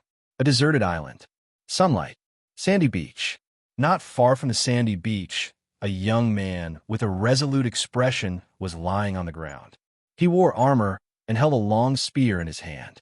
Seeing that his breathing was very calm, if nothing unexpected happened, he should wake up soon. The strangest thing was that the golden seal on the young man's waist was flickering with an obscure light. It was as if there was something on this deserted island that was attracting it. Beside the young man crouched a ferocious beast. It had green scales and sharp teeth. At this moment, this ferocious beast was extremely obedient. It carefully stared at the young man like a loyal guard. The dazzling sunlight finally woke the young man up. "Where am I?" Ouyang Shuo opened his eyes and sat up. His head was still a little dizzy. The octopus boss's impact was not easy. His internal injuries had not recovered yet. Even getting up was a little strenuous. In addition, after the awakening of the bloodline, the quality of his body had sharply declined. Moreover, he didn't know how long he had been soaking in the sea. After a brief examination, Ouyang Shuo couldn't help but smile bitterly. This time, just recuperating from his injuries would probably take as long as 10 days to half a month. Nian! Suddenly, a joyful cry came from the side. It was the Nian beast Greenie. Ouyang Shuo turned his head and stroked Greenie's head. He smiled slightly. This time, "Thank you very much." "Woo!" The little fellow proudly raised its head. It was very arrogant. It was exactly the same as its little master banger. "Is that octopus dead?" Ouyang Shuo asked. "Woo!" Greenie nodded. Suddenly, it spread the sand under its feet, revealing a smooth and round pearl that was as smooth as jade. "This is—" Ouyang Shuo took the pearl, bewildered. "This is the octopus's inner core." "Woo!" The little fellow nodded again. Ouyang Shuo smiled bitterly. He didn't need to think to know how rare the octopus boss inner core was. However, it was casually buried in the sand by Greenie like a toy. Thinking that he was going to swallow the inner core later, the bitter smile on the corner of Ouyang Shuo's mouth became more and more intense. Chapter 618. Seeing that this was not an island where the fleet was docked, Ouyang Shuo knew that he must have been washed here by the waves by accident. Little Qing saw that he was unconscious and didn't have time to meet up with the fleet. Ouyang Shuo's current injuries couldn't support another long journey. Fortunately, he still had an inner core. Every sip and every peck was predetermined. Without any hesitation, Ouyang Shuo swallowed the inner core. As soon as the inner core entered his mouth, it turned into a cool liquid that flowed down his throat and into his abdomen, then into his dantian. Speaking of which, this was the second time Ouyang Shuo had swallowed an inner core.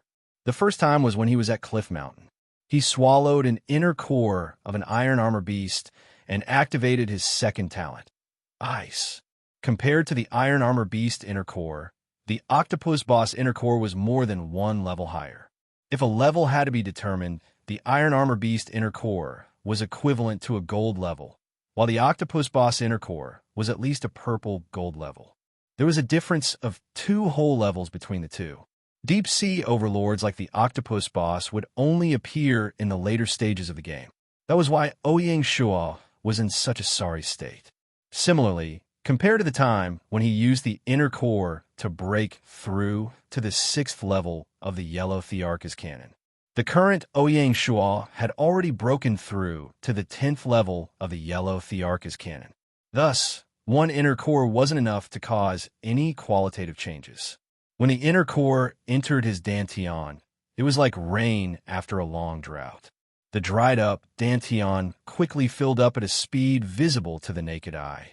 Ouyang Shuo used the yellow Thearchus cannon.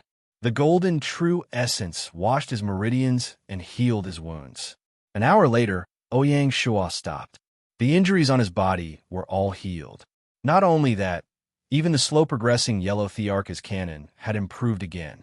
It would probably be less than a year before it reached the 11th level. After finishing, Ouyang Shua got up and was ready to leave. The storm on the sea had already stopped. It was a sunny day. Thus, Ouyang Shua had to hurry to meet up with the fleet so that everyone wouldn't worry. Just then, Ouyang Shua noticed the abnormality of the Chilean seal on his waist. Flashes of golden light flickered indistinctly. When it saw Ouyang Shua looking over, it flashed even more intensely. Ouyang Shua didn't understand. He took off the seal and held it in his hand. A miraculous scene suddenly appeared in front of Ouyang Shua. The golden light turned into an arrow and pointed at the northeast corner of the deserted island. Could it be that there's some fortuitous encounter here? Ouyang Shua muttered to himself. After experiencing the Kraken's revenge, he completely lost confidence in his fortune source. There had indeed been people who had a fortuitous encounter in the waters of the Nansha Islands. However, such a good thing would never befall Ouyang Shua. Every time Ouyang Shua obtained some benefits, he would lose a layer of skin. Thus, Ouyang Shua wasn't really interested in the treasures on the island. He was worried that if something unexpected happened, it would affect the ocean-going fleet. That would be a big problem. Just as he was about to leave, the golden light shone brightly, instantly heating him up. Ouyang Shua frowned when he saw this. Treasures had their own spirits, let alone a supreme treasure like the golden Chilean seal. It could only be said that the items on the island were too important to the golden seal. After hesitating for a moment, Ouyang Shua gritted his teeth and walked towards the island. If it was a blessing, it wasn't a curse. If it was a curse, it couldn't be avoided. Since he was destined to experience this tribulation, he might as well fight to his heart's content. Perhaps it was fate that Ouyang Shua would be washed to this deserted island. Following the directions of the golden light, Ouyang Shua walked for 3 or 4 miles, and suddenly a valley appeared in front of him. The mountain peaks on both sides were not only not tall and straight, but instead seemed to have been forcibly smashed into several pieces by something. It was very desolate. The valley was shaded by the shadows, and the valley was filled with dense fog, making it look a little gloomy. As Ouyang Shua approached the valley, a gust of cold wind blew from the valley, making him shiver. Seeing this, Ouyang Shua took out the heavenly demon spear and was on guard. With Ouyang Shua's current cultivation, how could he shiver from a gust of wind? The only explanation was that there was a spiritual object mixed in the cold wind. At the entrance of the valley, the golden light of the golden Chilean seal was even more dazzling. Since he had already come this far, Ouyang Shua naturally had no reason to retreat. Ouyang Shua asked Little Qing to guard outside the valley and carried the heavenly demon spear and strode into the valley alone. It was strange that when Ouyang Shua stood at the entrance of the valley, the fog was not thick, but when he entered the valley, he almost couldn't see his own fingers. What was even stranger was that from the entrance of the valley, the fog was still a normal white color. When he arrived at the valley, what floated before Ouyang Shua's eyes was a deathly, still black fog that was extremely horrifying. If Ouyang Shua had yin-yang eyes, he would be able to see that within the black fog, there were countless wandering spirits. Fortunately, with the protection of the golden light, these evil spirits simply didn't dare to approach Ouyang Shua. The deeper he went, the lower the terrain became. Bada! Suddenly, Ouyang Shua stepped on something. Lowering his head to take a look, it was actually the skeleton of an animal. Looking at its size, it was very brave and ferocious, and it was even a bit bigger than the Nyen beast, Little Qing. Unexpectedly, it died miserably in the valley. Subsequently, Ouyang Shua continuously saw animal after animal. No, at least it should be the skeleton of a desolate beast. Because even if it was unknown how many years had passed, the skeleton was still as tough as before. Only the skeleton of an animal above the level of a desolate beast could withstand the test of time. The deeper he went, the larger the skeleton of a desolate beast. Ouyang Shua could recognize some, but it was difficult for Ouyang Shua to distinguish the appearance of most of the skeletons. The deeper he went, the more shocked Ouyang Shua became. What kind of unforeseen event happened on this nameless, desolate island that actually attracted such a large number of desolate beasts? One must know that this was the sea, and desolate beasts were already rare. Ouyang Shua even suspected that the desolate beasts within 1,000 kilometers of the sea were all attracted here. As he went further in, it was no longer desolate beasts, but spirit beasts of a higher level. Even if Ouyang Shua was experienced and knowledgeable, he couldn't help but feel scared at this moment. At this moment, a violent wind suddenly blew in the valley. The black fog was swept up by the wind and slowly formed a black whirlpool above Ouyang Shua's head. Within the whirlpool, there was a burst of laughter that sounded like teeth grinding. Ooh! Ouyang Shua raised his head and waited with rapt attention. Kid, there's a path to heaven that you're not there, and there's no door to hell that you've come to seek. Just as the voice fell, a sinister dragon head formed by black fog appeared in the whirlpool.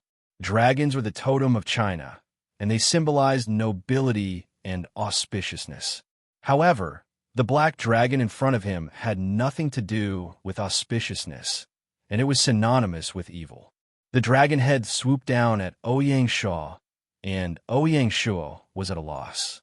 Ouyang Shua had gone on countless expeditions and fought with countless enemies, but he never thought that one day he would have to fight with a spirit body. There was no place for him to use his skills. At this moment, the golden Shilin seal suddenly rose into the sky and hovered above Ouyang Shua's head, sprinkling golden light. When the black dragon saw the golden seal, it hesitated for a moment, but it still rushed down. Chi! The black dragon collided with the golden light, and there was a burning smell. The golden light was like the black fog's nemesis, and the rolling black fog was constantly being melted by the golden light. This kid has such a treasure. No wonder you can come here. The black dragon wasn't discouraged at all. Instead, it was calm and composed, as if victory was already in its grasp. Seeing this, Ouyang Shua fell silent. In the battle of the giant deer, the red dragon soul in Liu Bang's body couldn't escape the restraint of the golden Qilin seal. The black dragon in front of him hadn't shown its true form, but it wasn't afraid of the golden seal at all. The difference between the two was obvious. The lonely souls in the valley were swept up by the black fog and sent to the golden light. When the lonely souls came into contact with the golden light, they let out mournful screams. At the same time, the golden light's energy was rapidly being consumed. Seeing this, Ouyang Shua was somewhat helpless. As more and more lonely souls appeared, the golden light was on the verge of collapse. The golden light barrier formed by the golden light was on the verge of being broken. The black dragon laughed complacently in the sky. Who are you, and where is this place? Ouyang Shua put aside his worries and prepared to take this opportunity to get some information. The black dragon stopped laughing. Since you're about to die, there's no harm in telling you. I am the Dragon King of the Sea, and I am here. As for this place, it is naturally where I reside. A dead dragon. Ouyang Shua sneered. Although they hadn't fought, Ouyang Shua could see that although the black dragon was powerful, it was only a dragon soul like the red dragon soul. Otherwise, it wouldn't just be a phantom that appeared here. Kid, you're courting death. As if it was poked in its sore spot, the black dragon's expression changed. In an instant, all the lonely souls in the valley were swept up by the black dragon and pounced toward the golden light barrier. Immediately, a strong burning smell rose up. Countless miserable screams exploded in Ouyang Shua's ears. In less than 10 minutes, the golden light was finally broken. With a clatter, the Qilin golden seal fell into Ouyang Shua's hand. The black dragon let out an angry roar and pounced again. Ouyang Shua knew that ordinary weapons were useless against a spiritual body like the black dragon. He waited with rapt attention and let the black dragon attack. He wanted to use the golden true essence in his body to fight the black dragon. He didn't believe that he couldn't subdue an evil dragon with the inner cannon of a yellow arch. At this moment, a giant dragon's roar suddenly came from the sky above the valley. Roar! The voice was majestic and shocked the surroundings. The black dragon was about to pounce in front of Ouyang Shuo when it heard this roar. It was shocked and stopped. A complicated expression flashed in the dragon's eyes. It looked up. The clouds above the valley suddenly dispersed, revealing a giant dragon that stretched for hundreds of miles. The giant dragon was snow white. It was the dragon of Providence that Ouyang Shuo had condensed every day and night since he entered the game. At this critical moment, the dragon of Providence had finally awakened. P.S. Sheng Xiao is still a bit inexperienced in describing such a battle. I hope everyone can understand. This side plot wasn't deliberately put together by Sheng Xiao. It's related to a key plot later, so I have to explain it clearly. In addition, the later part of this book won't go down the path of fantasy. It will still be cold and hard as usual. Chapter 619. The two dragons, one black and one white, looked at each other from afar. How many years has it been? I finally see someone from the same race, the black dragon exclaimed. The dragon of Providence hadn't developed intelligence yet, so it couldn't speak at all. Even if you're from the same race, you can't do whatever you want here. This is my territory. As expected of an evil dragon, the black dragon's mood changed at the drop of a hat. It immediately abandoned Ouyang Shuo, who was right in front of it, and prepared to deal with the fate dragon. Suddenly, a strong wind blew in the valley again. A large number of souls in the valley were sucked away by the black dragon and thrown into the black fog. Suddenly, the black dragon looked more solid and ferocious. Roar! The black dragon roared and shot into the sky with thousands of black fog. The dragon of Providence didn't show any weakness. It swooped down, and there was no emotion in its eyes. The two dragons started fighting in the sky. The battle between the divine dragons was either a close-quarters combat or a battle of spells. However, the two dragons in front of them didn't have physical bodies. The way they fought was shocking. The two dragons were entangled together, tearing at each other. That's right, they were biting each other. If you bite me, I'll bite you back. What I bit was the other party's providence and soul. It directly devoured the other party to strengthen itself. Although the battle between the two of them was ordinary, it was no less dangerous than any other great battle. The strong lived and the weak died. The dragon of Providence stretched for hundreds of miles and had a strong foundation. The black dragon had the support of the souls in the entire valley, so it wasn't weak either. The two could be said to be evenly matched. It would be very difficult to determine the winner. Ouyang Shuo stood in the valley and watched thoughtfully. If they really fought, it would probably be a lose-lose situation. The dragon of Providence was the key to the prosperity of the territory, so it couldn't be lost. He had to take action. His trump card was the golden Qilin seal. The golden Qilin seal was the nemesis of all fiends. Its characteristic was exorcism, and it was immune to all evil. Previously, the golden seal had actively protected its master, so it had accumulated a large amount of energy. Thinking of this, Ouyang Shuo immediately sat cross-legged and put the golden Qilin seal in his hand. He closed his eyes and used the inner cannon of the Yellow of the Arch to pour the golden true essence into the golden seal. Immediately, the golden seal shone brightly again. As the golden veritable origin energy continued to pour in, the golden radiance became more and more dazzling. The Qilin golden seal gave out a weak jump of joy. Ouyang Shuo didn't dare dally when he saw this. Right at this moment, a golden vortex suddenly formed around the golden seal, emitting a powerful suction force. For a moment, the lonely souls in the valley were absorbed by the golden light and disappeared.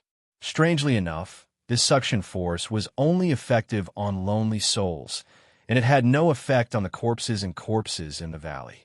Ouyang Shuo's spirits shook, and he knew that he'd found the method to deal with the black dragon. The golden primordial essence flowed into the golden seal like a stream of water. The veritable essence energy in Ouyang Shuo's dantian had been nourished by the octopus boss's Niden, so he could afford to use it. The golden vortex grew larger and larger, and its suction force also grew stronger. A black whirlwind formed around Ouyang Shua. Countless lonely souls were pulled into the golden whirlwind and purified. Strangely enough, when the lonely souls were purified, they let out miserable howls, and when they were about to completely dissipate, a hint of relief flashed in their eyes. The Chilean golden seal was the most orthodox golden seal of the monarch, which was why it had such a purifying effect. More and more lonely souls were purified by the golden seal, and there was even an empty space around Ouyang Shua. Then, the lonely souls in the valley gathered toward the golden whirlwind. In the pitch-black valley, Ouyang Shua sat on the spot, and his hand released a golden radiance. Countless lonely souls gathered, and the scene was shocking. Those who didn't know better would think that it was a monk who was doing this. Ouyang Shua's move could be said to be a drastic measure for the Black Dragon. The lonely souls in the valley were the Black Dragon's greatest support. Every time the Providence Dragon devoured a part of them, it would quickly be replenished. The Black Dragon was immediately weakened after the lonely souls were purified by Ouyang Shua. Brat! The Black Dragon wanted to come down and attack Ouyang Shua first. Roar! Although the Providence Dragon hadn't gained intelligence, its battle instinct had long been awakened. How could it let the Black Dragon leave? It entangled and bit the Black Dragon. Every time it bit, it would tear off a large piece of the black fog and swallow it. Helpless, the Black Dragon could only turn around and fight. In the valley, Ouyang Shua's purification journey was still ongoing. Apart from his dantian, there was still a large amount of energy left in Ouyang Shua's body that hadn't been digested yet. This time, Ouyang Shua channeled all of it into the golden seal. With the help of this energy, the golden seal displayed its divine might. In less than an hour, the black fog in the valley became thinner. The further it went, the thinner the fog became, and its color gradually turned from black to white. Celestial music rang out in the valley. Ouyang Shua had made a great contribution this time. Towards the end, the lonely souls in the valley were finally purified by the golden seal. Suddenly, the sound of a system notification entered Ouyang Shua's ears. System notification: congratulations to player, not saying that you have nothing to wear. You have purified the lonely souls with a secret treasure and freed them. You are rewarded with 40,000 achievement points. Congratulations. Ouyang Shua had a smile on his face. He didn't expect to get such an unexpected reward. 40,000 achievement points was not a small amount. It was equivalent to half a year's or even a year's worth of hard work for an ordinary lord. Merit is also a form of achievement. Ouyang Shua seemed to understand something. As the lonely souls were purified, the Black Dragon in the sky couldn't get any more support. Roar! The Black Dragon let out a reluctant roar. It wanted to escape, but it couldn't. The Black Dragon's body was devoured piece by piece by the Dragon of Providence. The further it went, the more obvious the difference in strength between the two became. The Black Dragon's resistance became weaker. Finally, under the Black Dragon's indignant curses, even the dragon's head was completely devoured. Burp! The Dragon of Providence burped. Ouyang Shua was slightly embarrassed. After this battle, not only did the Dragon of Providence's strength not decrease, but its body that was hundreds of miles long grew a lot. Its whole body became more solid. It could even be said that the white body began to turn red, becoming half red and half white. This was the sign of strong providence. Above the red was purple. Finally, it turned into the most noble golden providence. The only bad thing was that a trace of black gas flashed in the Dragon of Providence's eyes. As the saying went, if you hurt the enemy, you hurt yourself. After the Dragon of Providence devoured the Black Dragon, it was inevitable that it would be contaminated by the Black Dragon's evil aura. This was something Ouyang Shua couldn't tolerate no matter what. The most important thing about the Dragon of Providence was its purity. Once it was possessed by an evil spirit, the consequences would be unimaginable. It would cause frequent disasters in the territory, while the foundation of the territory would be shaken. Thinking of this, Ouyang Shua used the last bit of his true essence to activate the golden seal. The golden seal seemed to understand Ouyang Shua's intention. It rose into the sky again and turned into a ray of golden light in the blink of an eye, shooting into the body of the Dragon of Providence. After a while, the golden light shone brightly and penetrated the body. A shrill roar came from inside the dragon's body. It was the remnant soul of the black dragon that was completely purified by the golden seal. Insignificant skill. Ouyang Shua sneered when he saw this. The black dragon had a good plan. It wanted to use the Dragon of Providence as its nest and recover its true body. How could Ouyang Shua let it get what it wanted? After a while, black smoke came out of the luck dragon's body, and then it disappeared. The evil aura hidden in the Dragon of Providence was finally purified by the golden seal. With a whoosh, the golden seal came out of the dragon's body and returned to Ouyang Shua's hand. During the whole process, the Dragon of Providence didn't move at all and let Ouyang Shua do whatever he wanted. When it was over, it looked at Ouyang Shua and nodded before disappearing into the clouds again. Ouyang Shua and the Dragon of Providence could be said to be linked by fate. Although they didn't say a word, their minds were connected. At this point, the battle had finally come to an end. However, Ouyang Shua's adventure was far from over. He didn't forget that it was the Qilin golden seal that led him here. Everything that happened just now was of no help to the golden seal. The true purpose of the golden seal hadn't been revealed yet. As expected, the golden seal shot out a ray of golden light again, forming an arrow that pointed deep into the valley. After the battle, the fog in the valley had completely dissipated. Ouyang Shua was finally able to observe the environment of the valley. The first thing that came into view was still a sea of bones. Countless skeletons piled up in the valley like a silent battlefield. Ouyang Shua guessed that these bones were probably given to him by the black dragon. He didn't know what kind of treasure was hidden in the valley that made these desolate beasts and spirit beasts so desperate. After passing through the battlefield of bones, there was a huge graveyard in the deepest part of the valley. The graveyard was made of huge stones. It was more than 1,000 meters in length and width, and it surrounded the entire back half of the valley. In the middle of the graveyard was a 10-meter-tall stone door. Ouyang Shua came to the door and pushed it, but the stone door didn't budge. Ouyang Shua was in a dilemma. According to his guess, the stone door was at least 4 to 5 meters thick, and there was even a mechanism inside. It couldn't be opened by brute force. There was an ancient stone lock below the stone door. It was like a disc with dragon patterns carved on it. There was a keyhole in the middle of the stone lock, which was the key to open the door. The problem was, where was Ouyang Shua going to find the key? As if it had heard Ouyang Shua's thoughts, the golden arrowhead pointed at the storage bag on Ouyang Shua's waist. Here, Ouyang Shua was puzzled. The golden arrowhead surprisingly nodded its head in an anxious manner. Ouyang Shua inserted his thoughts into the storage bag.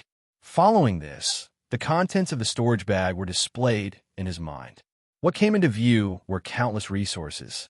In a corner of the storage bag, there was a box that contained some special items that Ouyang Shua had collected. Among them, there was a stone key.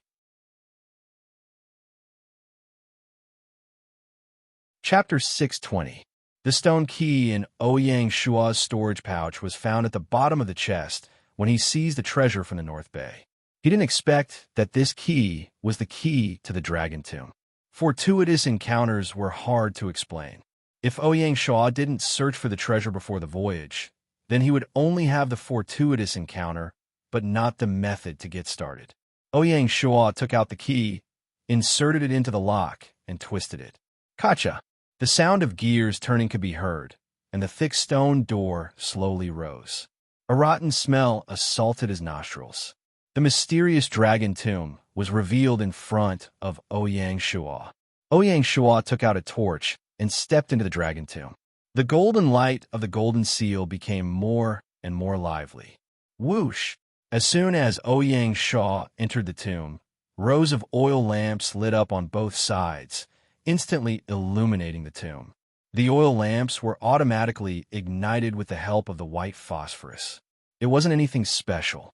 Ouyang Shuo concluded that this tomb was probably man-made, because if it was really a dragon tomb, it wouldn't have such an elaborate design.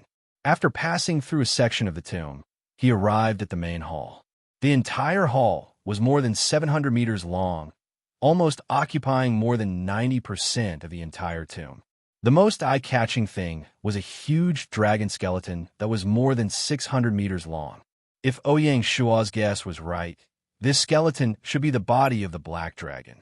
Although it had been through the baptism of time, the dragon skeleton still clanged. The huge skeleton gave people a sense of oppression.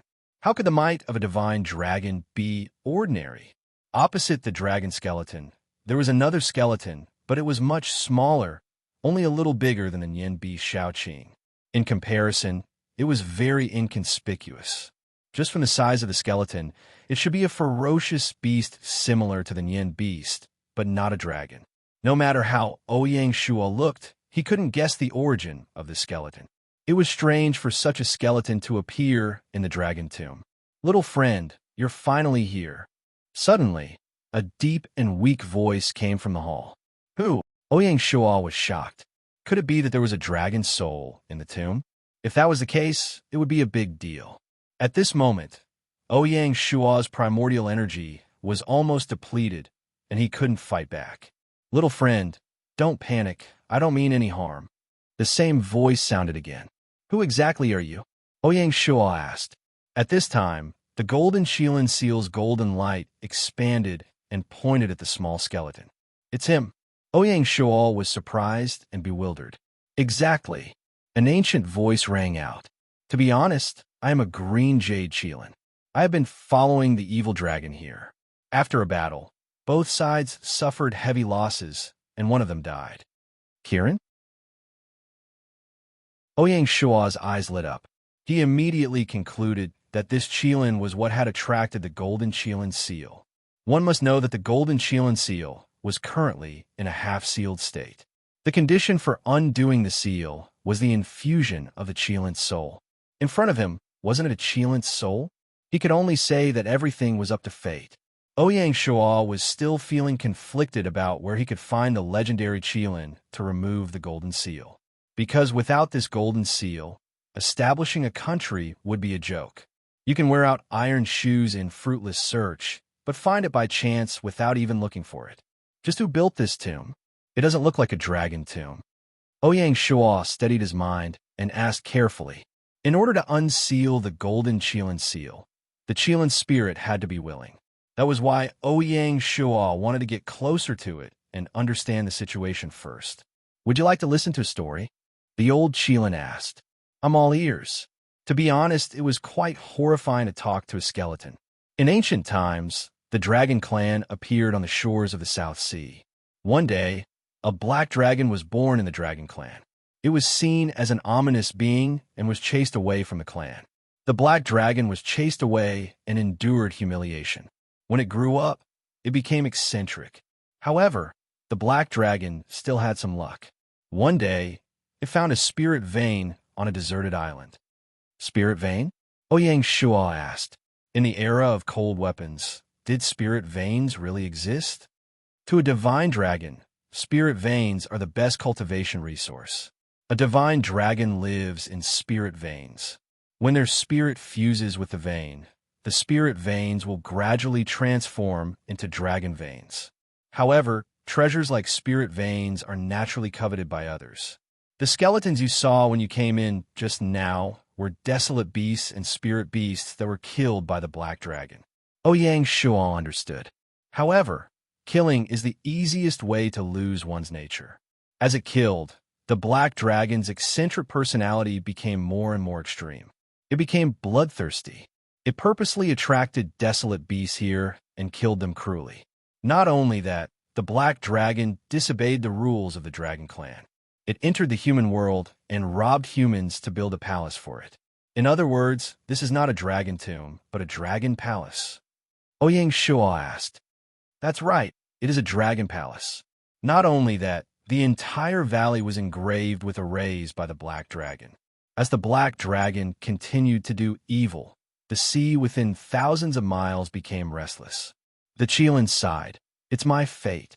I happened to pass by that day and heard of the Black Dragon's evil deeds, so I had to intervene. Ouyang Shuo did not expect the old Chelan to be a hero with a strong sense of justice. When I came to this island, I first tried to reason with the Black Dragon, but it did not listen. Feeling helpless, I thought of subduing it and bringing it back to the Dragon Clan for them to deal with. Who would have thought that this Black Dragon might not have any other abilities? But the formation he set up was very strange. We fought for 3 days and 3 nights. In the end, both sides were injured. Ouyang Shuo thought of the broken mountain peaks on both sides of the valley. He could not help but shiver. The battle between divine beasts was too terrifying. It was simply world-destroying. You should already know what happened after that. We perished together. Our physical bodies were destroyed, and only our souls were left, struggling at death's door. My soul could not leave my body for too long. Otherwise, it would dissipate. That Black Dragon used the array formation to do evil in the valley. The Chelan's words were filled with self-blame. In the end, evil has its retribution. Little friend, your arrival here is heaven's will. It is about time for the Black Dragon to face the tribulation. As for me, it is time to return, the Chelan said. Return? Ouyang Shuo asked with a nervous expression. Is this old thing going to run away? The reason why I did not reincarnate was because I wanted to guard the Black Dragon. Now that the Black Dragon is gone, I can reincarnate in peace. But the Chelan hesitated again. Ouyang Shuo found that this Chelan was not only full of righteousness, but also a melancholic poet. But what? Ouyang Shuo asked. But young friend, I have to repay your kindness. When I saw your golden seal, I knew that it was fate.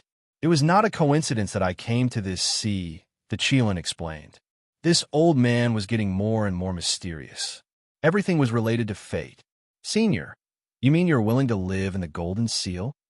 Ouyang Shuo asked in a roundabout way. He did not know what would happen if the Chelan's soul entered the golden seal. Yes. Phew. Ouyang Shuo let out a long breath. There was no limit to one's ambition. Now that the important matter was settled, Ouyang Shuo had other thoughts. He asked, can the dragon vein still be used? Of course. Ouyang Shuo was overjoyed. He bowed. Senior, please help me. You want to connect the dragon vein with your dragon of providence? The Chelan asked. Yes. Ouyang Shuo did not avoid it. Since the Black Dragon could use the spirit vein to cultivate, then the dragon of providence could too. Not to mention that the dragon vein had always been mentioned together with the dynasty. Therefore, Ouyang Shuo could not help but think. Fine, I will help you this time. The old Chelan was a chivalrous person. Thank you, senior. Ouyang Shuo bowed again. There is an array in the middle of the dragon bones. Sit in the middle of the array and hold your breath. Observe the dragon of providence in your mind.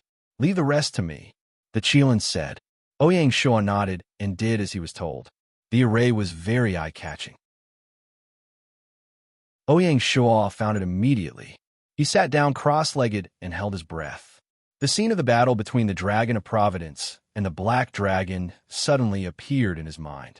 The dragon of providence was hundreds of miles long, leisurely and honorable. At this moment, the dragon of providence hidden in the clouds opened its eyes again and responded to Ouyang Shuo's call. The two of them established a spiritual connection for the first time. A sense of familiarity came from the dragon of providence. The dragon of providence looked extremely huge, but its intelligence was actually that of a baby. Her feelings for Ouyang Shuo were like that of a son, adoring and intimate. Ouyang Shuo smiled in his heart, and a warm feeling flashed through his heart.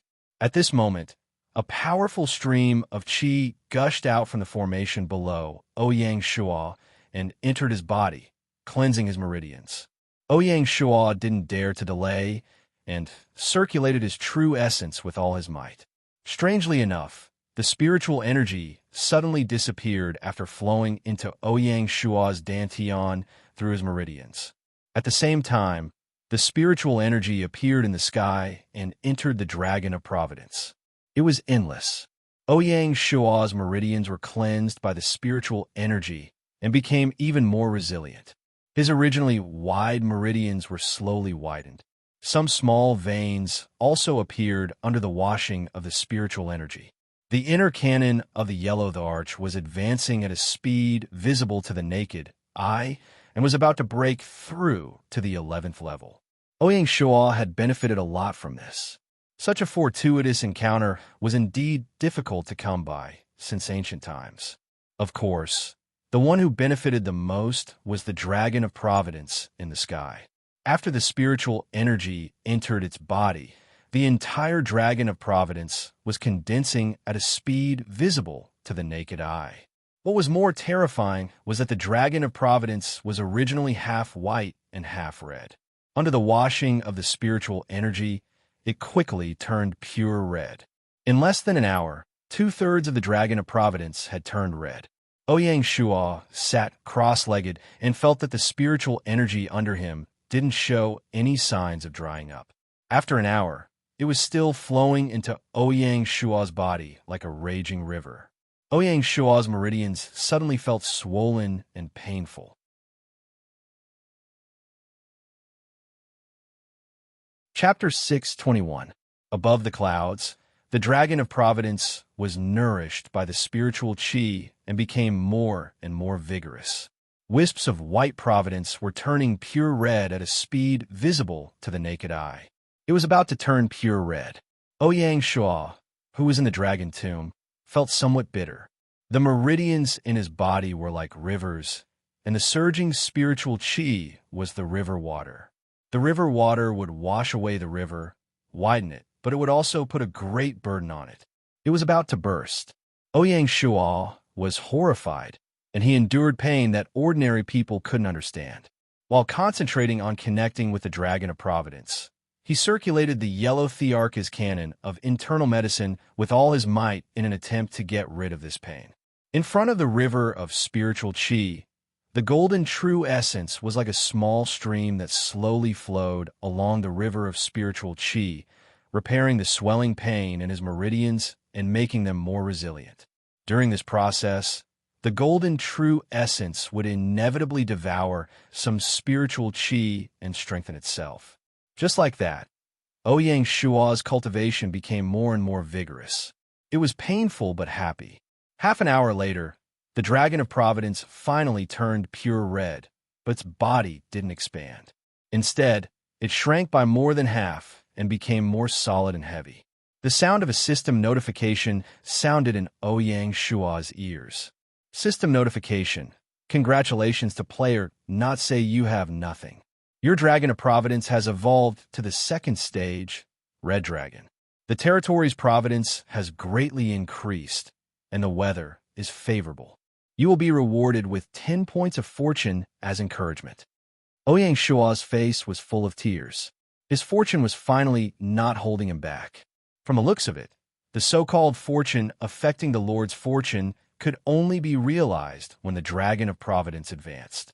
When the Dragon of Providence evolved to the third stage, Purple Dragon, or even the fourth stage, Golden Dragon, there would probably be a reward of fortune. When that time came, Ouyang Shua could be considered to have great fortune. It was just that the path of advancement for the Dragon of Providence was very long, and it required great opportunities. In the wilderness, the kingdoms that Player Lord established could be divided into 3 levels: dynasties, imperial dynasties, and imperial dynasties. The lowest requirement for a dynasty was the Red Dragon, the Purple Dragon for an imperial dynasty, and the Golden Dragon for an imperial dynasty. Therefore, in terms of fortune, the Mountain Sea territory already had the conditions to establish a kingdom. This achievement was extremely shocking. It had to be known that even Di Chun and the other lords of the first echelon still had white luck manifested. In fact, it could be said that their white luck wasn't complete yet. At the same time, the Mountain Sea territory, which was thousands of kilometers away, also welcomed a huge, auspicious sign. Suddenly, a red dragon appeared in the sky above the territory, stretching for hundreds of kilometers. All the commoners in the county could see it clearly. Upon seeing this divine dragon, All of them prostrated themselves in worship. Divine dragon, it's a divine dragon. Someone's face was covered in tears, crying tears of joy. The legendary totem had suddenly appeared. If one was not a Chinese, it would be hard to understand such a feeling. The red dragon swung its tail, and heaven and earth changed color. Immediately, a burst of spiritual rain fell. Yes, it was Lingyu. As the spiritual rain fell, the entire mountain and land became beautiful. The soil became more and more fertile, and the crops grew ferociously. There were no diseases at all, and the livestock were lively and healthy. When the common people came into contact with the spiritual rain, it was as if the medicine had cured all their illnesses and all their hidden ailments were healed. May the divine dragon protect us. May the divine dragon protect us. All the commoners were grateful, and they knelt in worship.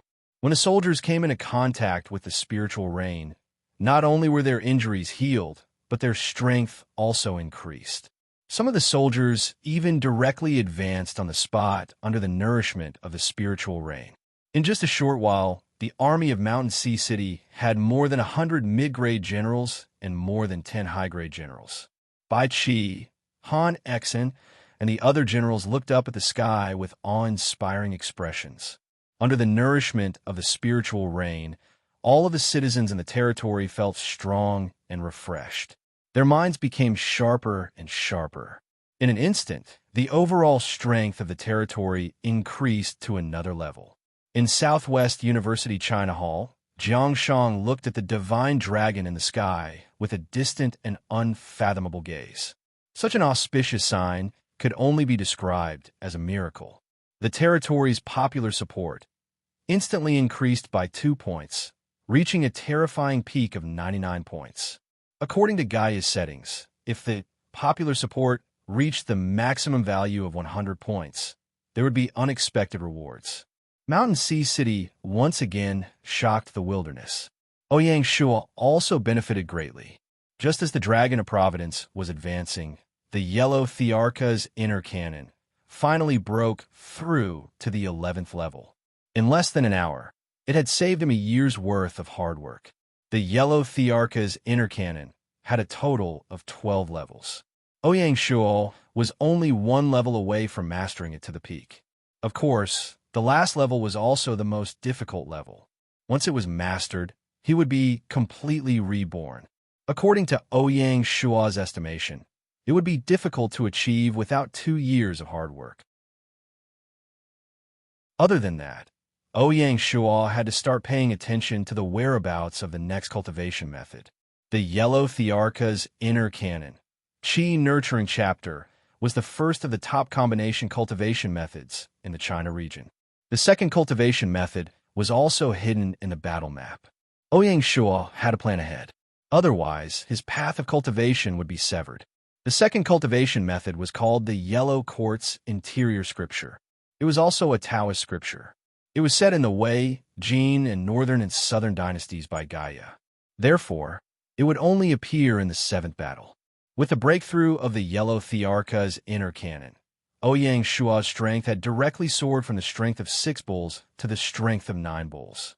It had increased by more than half, reaching the peak of the strength of 1 bull.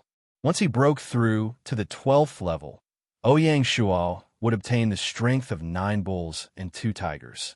The spiritual qi under Ouyang Shua was still pouring in endlessly. Fortunately, after the breakthrough of the yellow Thearka's inner cannon, Ouyang Shua's meridians had become more resilient, and he could barely cope with the erosion of the spiritual qi. Above the clouds, the Dragon of Providence changed again. Inside the dragon's body, traces of pure red luck transformed again, turning into a noble purple color. Another hour passed. Ouyang Shua's meridians were already close to the limit, and the swelling pain was unbearable. 1/3 of the red dragon's body had already turned into a noble purple color. At this moment, the long river of spiritual qi under him began to slow down and was close to drying up. "My little friend, leave some roots for this spirit vein." The Kailan's voice sounded in Ouyang Shua's ears. It was not easy to form a spirit vein. Once it was completely drained, the spirit vein would completely dry up, and it would really hurt the harmony of heaven. Leaving a bit of foundation, the spirit vein could slowly recover over time. It was really a great merit. However, the recovery time was counted in hundreds or thousands of years. Even if the game ended, the spirit vein would not recover. Gaia's arrangement was only to remind the players to leave a way out. Ouyang Shuo nodded and cut off his connection with the Dragon of Providence. The Dragon of Providence sent him a flattering message and disappeared into the clouds again. Thank you, Senior. Ouyang Shuo stood up and thanked the Kylan. This is your opportunity, my little friend. I was just taking advantage of the situation. The old Kylan could not continue its words, because it saw that after Ouyang Shuo stood up, he was looking around the dragon's head. My little friend, what are you doing? The old Kylan asked. Huh? Ouyang Shuo was a little embarrassed when he heard that. He smiled and said, I heard that there must be a dragon ball in the body of a divine dragon. I wonder where it is. The old Kylan was speechless at Ouyang Shuo's greed. Oh, I was thinking that if the Dragon Ball was left here, it would only be covered in dust. I might as well take it out and use it. Ouyang Shuo reluctantly explained. Abdomen. The old Kylan spat out 2 words stiffly. Ouyang Shuo was overjoyed when he heard that. He went to the abdomen of the dragon and saw that there was a small cage made of small dragon bones between the bones. An ordinary-looking Dragon Ball was lying quietly in it. He did not hesitate to break open the dragon bones and took out the Dragon Ball. Looking closely, the Dragon Ball was only slightly bigger than a pigeon's egg. It was crystal clear, like a glass bead. This is a Dragon Ball? Ouyang Shuo expressed his doubt. According to his guess, shouldn't the Dragon Ball be huge? It's too small. Yes. All right, so be it. Ouyang Shuo did not care about it and put it into his storage bag. As for how to use the Dragon Ball, Ouyang Shuo had no idea. He did not know how long the Dragon Ball had been outside. It had become extremely hard. If he swallowed it, he might not be able to digest it. Can we go now? The old Kylan asked. Huh. Ouyang Shuo's skin was quite thick. After taking the Dragon Ball, he stared at the dragon bones and mumbled to himself, if I can use these dragon bones as the dragon bones of a warship, what kind of invincible warship will I be able to build? As he spoke, he stared at the dragon bones and did not leave. With the size of the dragon bones, no matter how big Ouyang Shuo's storage bag was, it would not be able to store it. The old Kylan was speechless. In the end, he let out a long sigh. All right. Let me help you one last time. Thank you, Senior. Ouyang Shuo immediately took advantage of the situation. The old Kylan did not speak. A ray of green jade light shot out from the Kylan skeleton and onto the dragon bones. Instantly, the dragon bones shrunk at a speed visible to the naked eye. Slowly, it became the size of a Kylan skeleton. The magic of the spell was an eye-opener for Ouyang Shuo. Without saying a word, he took a step forward and put the shrunken dragon bones into his storage bag. When he needed to use it, he could ask the old Kylan to remove the effects of the spell, and the dragon bones would return to their original size. At a glance, there was nothing else in the huge dragon tomb except for the 2 skeletons. China's mystical dragons were not like the Western dragons who liked to collect shiny treasures. The taste of mystical dragons was quite high. Let's go. The old Kylan finally spoke. He turned into a ray of green light and shot into the golden Kylan seal. Instantly, the golden seal shone brightly. The Kylan on the golden seal seemed to have come to life. It was vivid and full of spiritual chi. Around the golden seal, a simple and unadorned Chilan sculpture suddenly appeared. Next to Ouyang Shuo's ears, the system notification sounded again. System notification. Congratulations to player, not say you have no clothes. The secret treasure Kylan golden seal has been voluntarily infused with the soul of the Chilan. The seal of the Kylan golden seal has been completely unsealed. The light of the treasure has shone upon the world. The name has been officially changed to the Emperor's seal. Congratulations.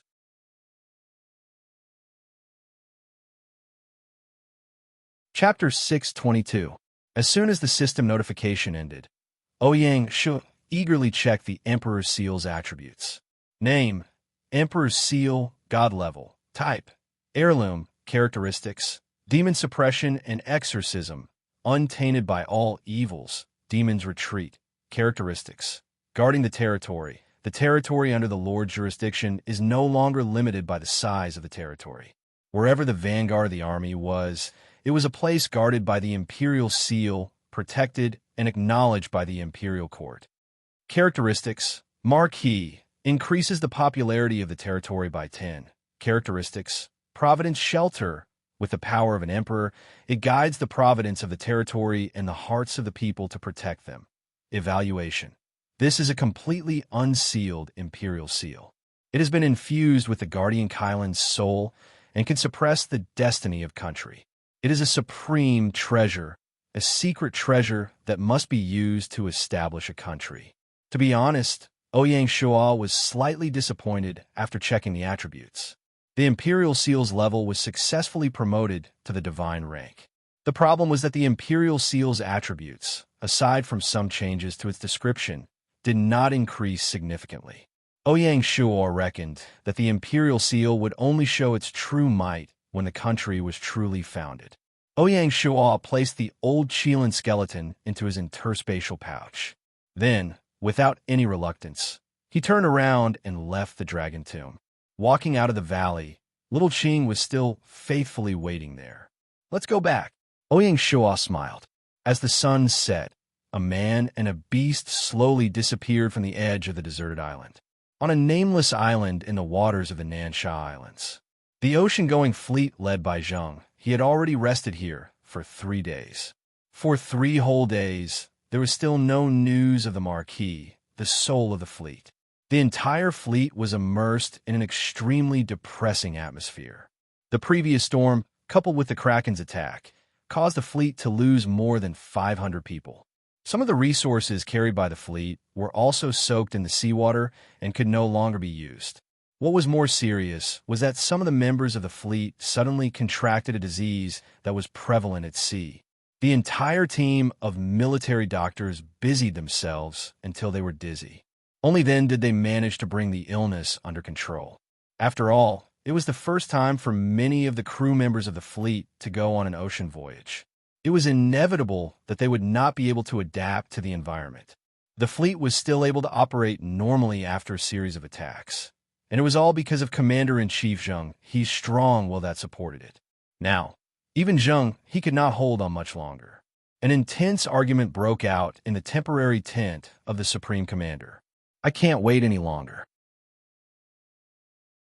I have to go out to sea and look for the Marquis." A rough male voice rang out. His words were very rude, and there was anxiety, impatience, and the smell of gunpowder in his voice. "I have already arranged for the Scarlet Horseboat to scout everywhere." The other voice was a bit delicate and unique. To put it bluntly, he sounded like a male duck. Obviously, this was a eunuch. Apart from Zheng, there was no one else in the entire fleet. "Scarlet Horseboat? It's far from enough. We need to arrange for the main fleet to search for it." The rough-looking man did not give up. "If you don't go, I'll bring people to search for it myself." "No." Zheng, he shook his head firmly. "Bastard, how dare you ignore the Marquis' safety?" Standing in front of Zheng, he was Ouyang Shua's personal guard captain, Chen Dameng. Seeing Zheng, he shook his head, his eyes widened like a bull's. As the captain of the Marquis personal guard and the commander of 1,000 divine guards, Chen Dameng's position in the ocean fleet was naturally very unique. Even Governor Zheng, he had no right to order him around. On the day of the storm, the Marquis had to face a strong enemy alone. This made Chen Dameng feel extremely ashamed. If it wasn't for the Marquis' strict order, Chen Dameng would have gone to help the Marquis. When the storm dissipated, the fleet followed the Marquis' orders and settled on the deserted island. Chen Dameng's heart had not been at ease for a moment. Every day, he would pester Zheng to lead the team to search for the Marquis. Zheng, he had been to the Western Ocean 7 times and had seen all kinds of things. He knew that the most important thing at this time was to not panic. Waiting patiently was the best choice. Facing Chen Dameng, he did not back down. This wasn't the first time the two had quarreled. As time passed, The conflict became more and more intense. It had reached an irreconcilable point. I have a clear conscience. The Marquis gave me command of the fleet, so I have a responsibility to ensure the fleet's safety. Facing Chun Daming's accusation, Zheng He was not moved. Bastard! Chun Daming could not hold it in anymore and pulled out the broadsword at his waist. Protect the governor. Seeing this, the soldiers around the tent also pulled out their broadswords and stared at Chun Daming. These soldiers were the personal guards that Ouyang Shua had assigned to Zheng He. The atmosphere in the tent instantly became tense. Stand down. Zheng He frowned and said in a deep voice, Governor. Seeing this, Zheng He's personal guards looked a little anxious. Stand down. Zheng He's tone was heavy. Yes, sir. Seeing this, the personal guards could only helplessly retreat out of the tent. Throughout the whole process, Chun Daming was not afraid at all. He looked at this scene coldly. One day, I will wait for one more day. After one day, whether you agree or not, I will go out to sea. Leaving an ultimatum, Chun Daming turned around and left. Seeing this, Zheng He let out a long sigh. For the first time, a trace of worry flashed in his eyes. The next morning, the wind was still gentle and the sun was bright. The surface of the sea was like a mirror without a single ripple. Suddenly, the sun rose. The orange sun slowly jumped out of the sea, casting sparkling light on the surface of the sea. The sea and the sky were one color. The blue waves were thousands of miles long, and the light was all a warm orange, like the Milky Way in the sky. Facing the sun, a man slowly walked over from the sea. That's right, he was walking. Looking from afar, there was no boat under the man's feet. Instead, he was walking in extremely fast speed towards the deserted island. Under the reflection of the sun, a long shadow was cast on the surface of the sea. It was as if a god had descended. When he got closer, he realized that there was an evil sea beast under the man's feet. It had a hideous head and sharp horns sticking out of the sea. It was very domineering. Strangely, the evil beast was very gentle in front of the young man. Man, one beast. It was an indescribable harmony. Marquis, the Marquis is back. The patrolling Scarlet Horse boats finally found the man and could not help but shout. Instantly, the entire deserted island was in an uproar. Cheers rose and fell. Marquis, where is the Marquis? Like a raging bull, Chun Daming rushed out of the tent and looked around. Following the clamor, he saw the tall man slowly walking over from the surface of the sea. It really is the Marquis. The brave man's eyes were slightly moist. Zheng He received the news and followed him out of the tent. A trace of joy flashed in his eyes. Seeing Chun Daming, he stared at the corner of his eyes and smiled. What are you looking at? Sand is in your eyes. Chun Daming roared and confidently turned around to leave. The enmity between the two suddenly disappeared. Ouyang Shua's return was great news for the ocean-going fleet. After the battle in the storm, Ouyang Shua was not only a lord, but also a great hero in the hearts of the officers and soldiers of the fleet. The soldiers could not imagine how the Marquis managed to escape from that terrifying monster. As the saying went, how could one see the rainbow without experiencing the wind and rain? After the ordeal, the ocean fleet became unprecedentedly united and their morale was high. The soldiers' loyalty to the Marquis reached a whole new level. Of course, they still had to continue. For the great voyage, everything had just begun. At noon that day, after the fleet packed up, they set sail again.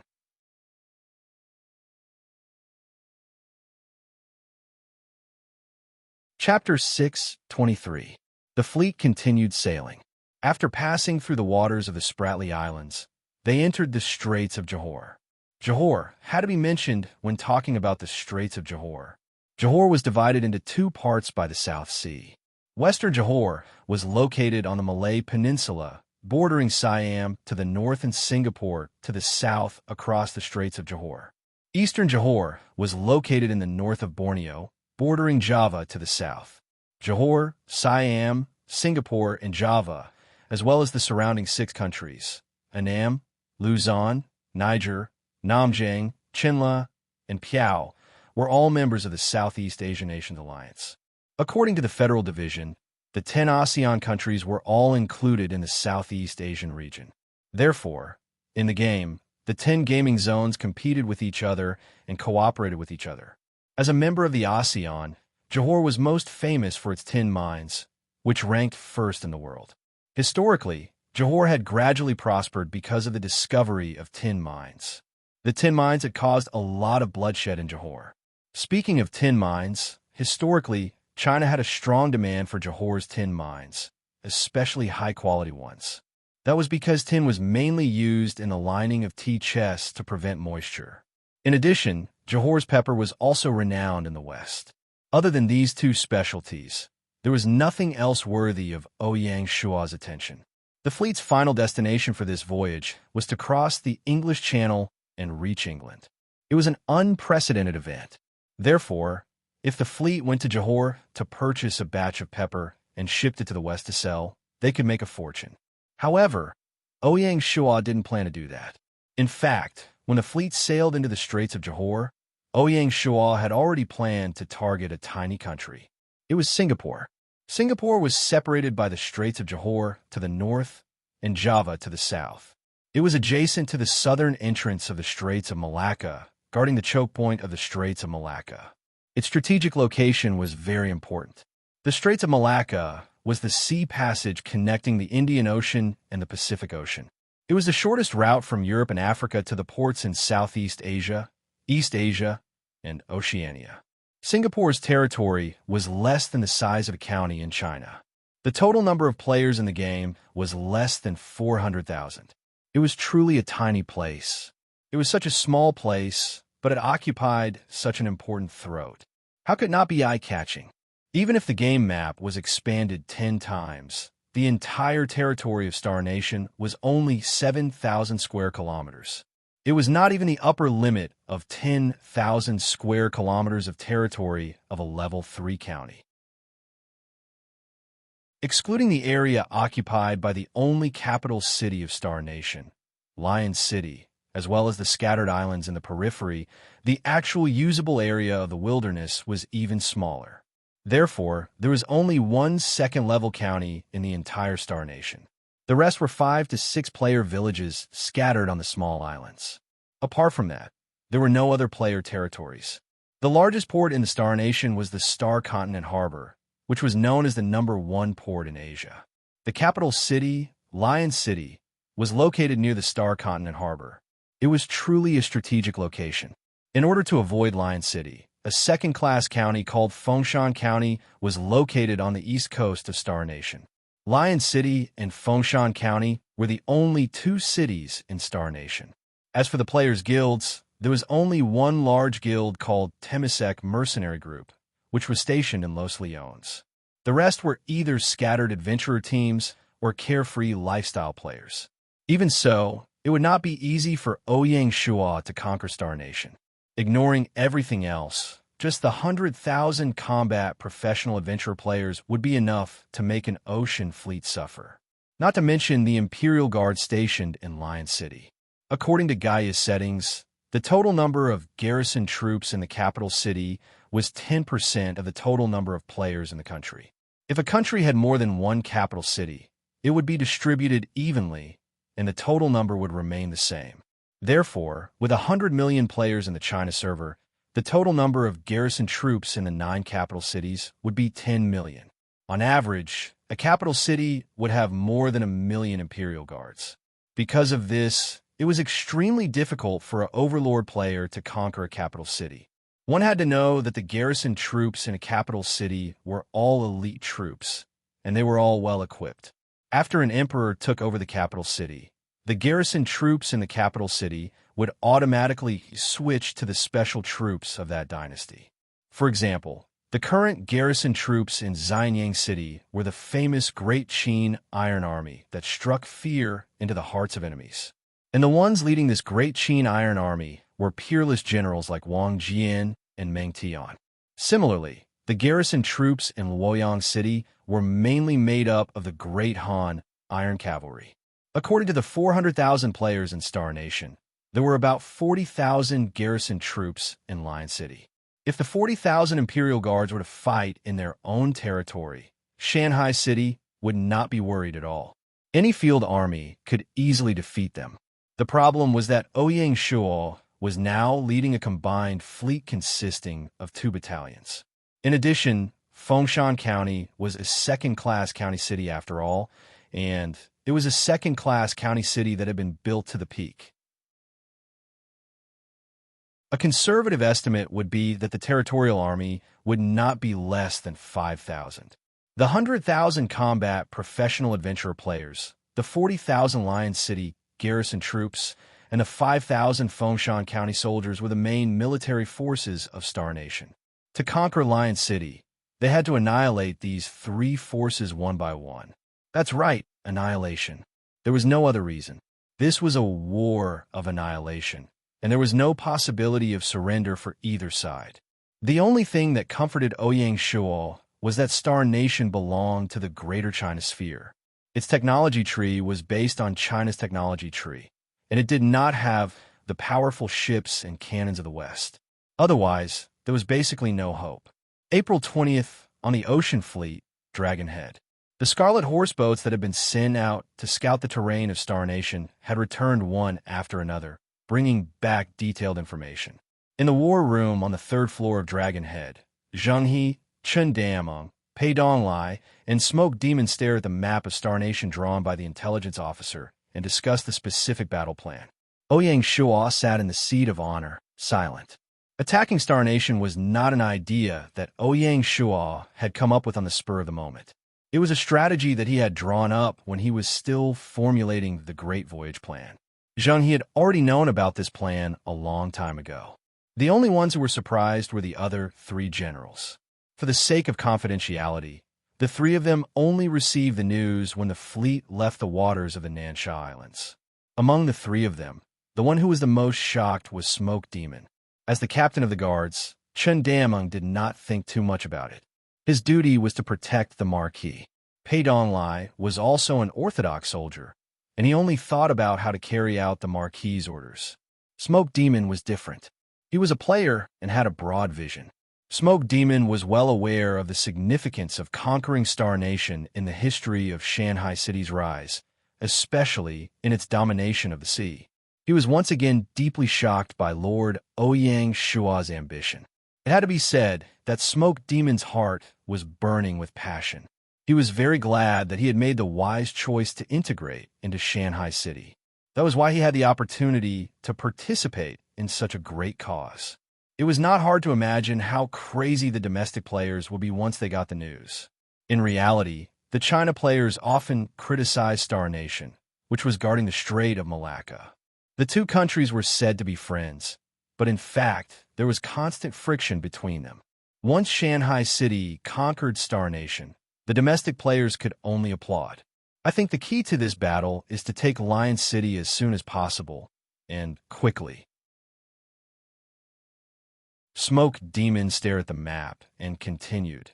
It is foreseeable that if the battle is delayed, the neighboring countries will definitely intervene. By then, the fleet that is besieged by many countries will have no choice but to retreat in defeat. Smoke Demon spoke bluntly and pointed out the possibility of losing the battle without any hesitation. Hearing this, Chen Dameng glared at Smoke Demon. Smoke Demon naturally would not argue with Chen Dameng. He turned to look at Ouyang Shuo and asked him to make a decision. 3 days. We only have 3 days, Ouyang Shuo said. As for how to conquer Star Nation, Ouyang Shuo had already asked the military office to conduct a detailed simulation before the fleet set off. The conclusion of the military office was that they could not take more than 3 days. Otherwise, the situation would be difficult to deal with. However, at that time, the military office did not have detailed first-hand information, so they could not draw up a detailed battle plan. Ouyang Shuo basically agreed with the military office's judgment. In his previous life, a few famous wars between countries had already warned him that ASEAN was like a hornet's nest. If he was not careful, he would cause a lot of trouble. Therefore, he had to finish the battle as soon as possible. The enemy's mutant army alone has more than 100,000 soldiers. Even if they line up and let us kill them, it will take us a long time. 3 days is too short. Pei Donglai frowned. Therefore, we can only win by surprise. Smoke Demon suggested again. He suddenly took a step forward and pointed at Fengshan County on the east side of the map with his scabbard. Lion City and Fengshan County, one in the middle and the other in the east. The key to defeating the enemy is to create a diversion. I suggest that we split the fleet into two, one in the open and one in the dark. One of them will be responsible for attacking Fengshan County. It is foreseeable that once Fengshan County is attacked, the mutants of the enemy nation will not let it go. They will spontaneously rush to Fengshan County to provide support. Thus, we can use Fengshan County as bait to continuously destroy the mutant army of the enemy nation. Smoke Demon's plan made everyone's eyes light up. Continue. Ouyang Shuo remained calm. The other group will disguise themselves and temporarily hide on the sea. When the battle in Fengshan County is at a stalemate, they will suddenly attack Star Island Harbor and attack Lion City. By then, there will only be 40,000 Imperial Guards stationed in Lion City. It will be easier, Smoke Demon explained. 40,000 Imperial Guards and a strong city to occupy. The mutants in the city will probably fight to the death. Can the fleet easily take down Lion City after splitting up?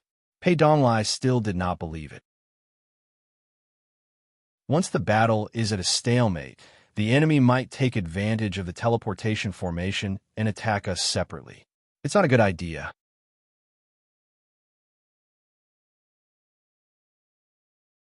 Chapter 624. Pei Donglai's words caused the war room to fall into a brief silence. The generals immediately sensed how difficult the upcoming battle would be. Smoke Genius immediately requested to go to war. Marquis, I am willing to lead my troops to attack Lion City. Tell me your request. Ouyang Shuo was noncommittal. Pei Donglai's words weren't unreasonable. Ouyang Shuo didn't believe that a navy with 20,000 soldiers could quickly take down Lion City. That wasn't confidence, but arrogance. No matter how one looked at it, Smoke and Fire was not an arrogant person. To him, this might be the battle that would make him famous. He wouldn't be so reckless. I have 2 requests, said Smoke Genius. First, I hope that the cannons of the fleet will be given to me as much as possible. Second, I hope to receive the help of 500 Divine Guards. Don't even think about it. Chen Daming was displeased before Ouyang Shuo could speak, his eyes bulging like a bull. The Divine Guards will only listen to the Marquis' orders. Everyone else is out of the question. Ouyang Shuo ignored Chen Daming and looked at Smoke Genius. I can give you both the cannons and the Divine Guards. There's only one condition. What happens if the mission fails? If I fail, I will present my head to you. Smoke Genius made a military pledge. Your head isn't worth much. Chen Daming muttered to himself. He was becoming more and more at odds with Smoke Genius. Ouyang Shuo saw determination in Smoke Genius' eyes. This was the only way to create a miracle. He chose to believe in these generals and said in a low voice, Generals, listen to my order. Yes, General. Orders had to be obeyed. Zheng He and the other generals all came to the center of the hall. I appoint Zheng He as the commander of the Eastern Army and Pei Donglai as his deputy. They will lead the first team to attack Fengshan County. We must restrain the enemy mutant army, Ouyang Shuo ordered. Yes, sir. I appoint Smoke Genius as the commander of the Central Army and Chen Daming as his deputy. They will lead the second team and 1,000 Divine Guards to attack Lion City. We must win in one strike. Ouyang Shuo's Divine Martial Guard was twice as much as Smoke and Flames. Other than the personal guards, all the Divine Martial Guards were assigned to the Central Army. Yes, sir. Smoke's eyes flashed. The Marquis trust was as heavy as Mount Tai. Even Chen Daming, who had always been competitive, could only nod his head forcefully at this moment. Everyone knew that this would be a battle of life and death. This Marquis will lead my personal guards to sweep through the villages on the outer islands. Ouyang Shuo's action was not only to wipe out the villages, but his real purpose was to divert a portion of the mutants to reduce the pressure on the army. It looked easy, but it was actually the most dangerous. Marquis, Zheng He, and the other generals were moved and were about to object. Generals, there is no need to speak further. This battle is of great importance to Shanghai City, and we must fight with our backs to the wall. Ouyang Shual waved his hand in a straightforward and forceful manner, and he directly interrupted the persuasion of the generals. Fight to the death. Instantly, an intent to fight to the death spread throughout the war room. Go and prepare. Ouyang Shual ended the military meeting. On the 21st of April, Zheng He led the Eastern Army to launch the first attack. More than 40 main warships and more than 60 auxiliary warships suddenly appeared in the waters near Fengshan County in the morning light. They attacked the fishing boats and naval warships on the sea indiscriminately. Fengshan County was backed by the sea, and more than half of the territory's navy was occupied by the navy. Under the attack of the Eastern Army, the 3,000 navy could not fight back. In less than an hour, the Eastern Army completely defeated the Fengshan County Navy without even using cannons. Except for a few who escaped to the shore, the rest were buried in the sea. In addition, dozens of fishing boats also suffered. After defeating the Navy, the Eastern Army did not rush to the shore.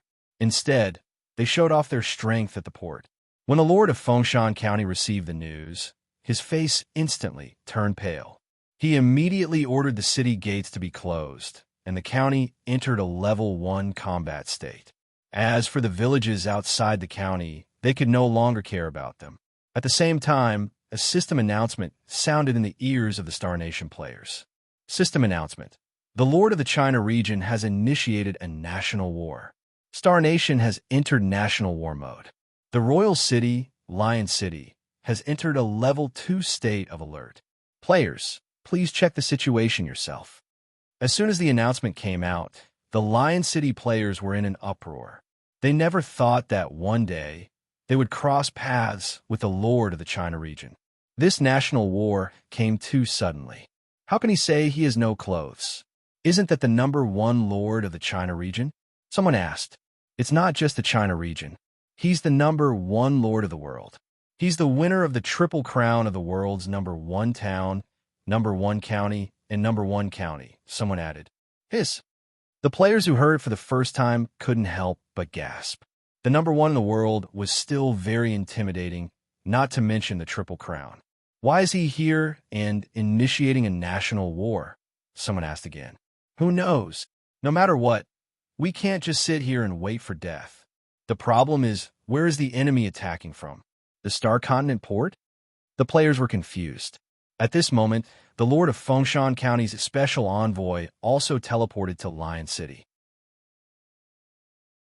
He brought the frontline battle report and said passionately, Brothers of the Star Nation, foreign enemies are attacking.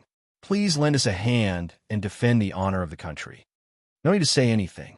Count me in. Me too. Let's go and F***CK them up. In an instant, there were many responses. Playing games was about having fun, so there was no need to worry too much, especially for ordinary players. Players who had never experienced the baptism of war, in reality, couldn't understand the cruelty of war. At the mention of national honor, the players immediately became hot-blooded and couldn't care about anything else. In less than an hour, more than 7,000 players were gathered and teleported to Fengshan County in a mighty manner.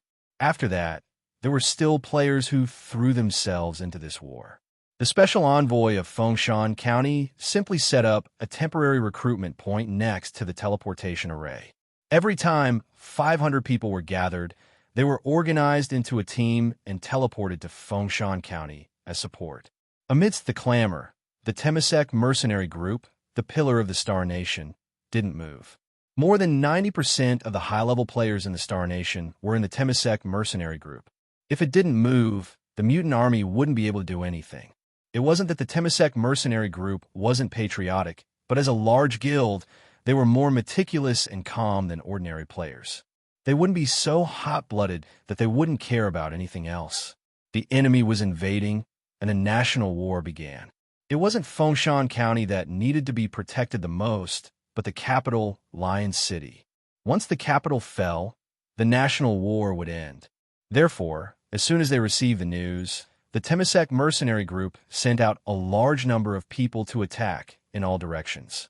They went to various borders and ports to spy on the news, to see if the enemy had troops lying in ambush in other places. The focus of the investigation was naturally the Star Continent harbor. Unfortunately, they were destined to be disappointed. At this time, the Central Army, led by Smoke and Fire, was still lingering on the high seas. In the afternoon, seeing that there were no enemies, the Temasek mercenary group finally decided to reinforce Fengshan County, because at this time, Fengshan County was already in danger. With the support of the adventurer players, the Lord of Fengshan County immediately became bolder. Coupled with the continuous requests from the players, they finally decided to open the city gates and form a defensive formation at the port to prevent the enemy from landing. According to the players, they wanted to destroy the enemy at sea. Of course, there were also players who questioned such a rash decision to go out of the city to fight. It's better to be more cautious. Isn't it better to fight in the city? Why put yourself in danger? Passive defense is the behavior of cowards. I despise it. Even if we want to go out of the city to fight, we have to wait for more people. Why are we in such a hurry? Wait? Wait for what? If we wait any longer and the enemy lands, it will be too late. This is war, not child's play. Someone objected.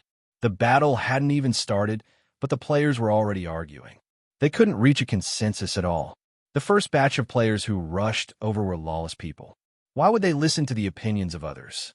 Even the Lord of Fengshan County couldn't restrain these players. We must not let the enemy set foot on the territory of our star nation. Another player shouted. This slogan really had a powerful incitement. For a moment, the players' blood surged again. One by one, they shouted that they would take the enemy's head and defend the honor of the country. In desperation, the Lord of Fengshan County could only compromise and order the city gates to be opened. He didn't dare to offend these players now. Whether Fengshan County could be saved or not depended on these warriors. As soon as the city gates opened, tens of thousands of players rushed out and went straight to the port. Ideals were plump, but reality was harsh. If the players relied on the city walls of Fengshan County, they could still hold on for a while.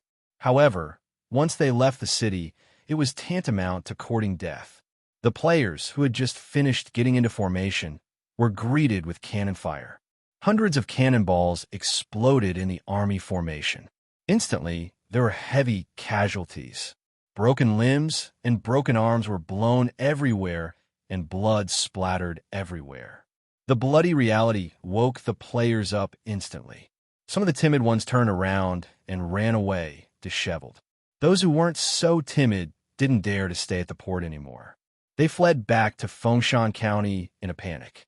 The army formation that had been aggressive just now was immediately defeated.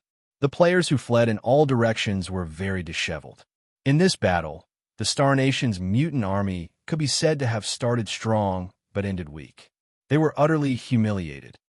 The soldiers of the Eastern Army were very pleased at the enemy's disheveled state, and they mocked them wantonly. Seeing this, Pei Donglai gave the enemy a definite word. A bunch of mobs. Zheng He heard this and shook his head. Don't underestimate the enemy. The war has just begun, and the enemy doesn't know the power of cannons, so they behave this way. Once the enemy stabilizes their position, it will be a tough battle.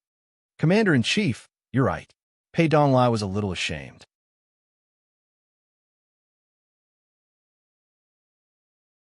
Chapter 6:25.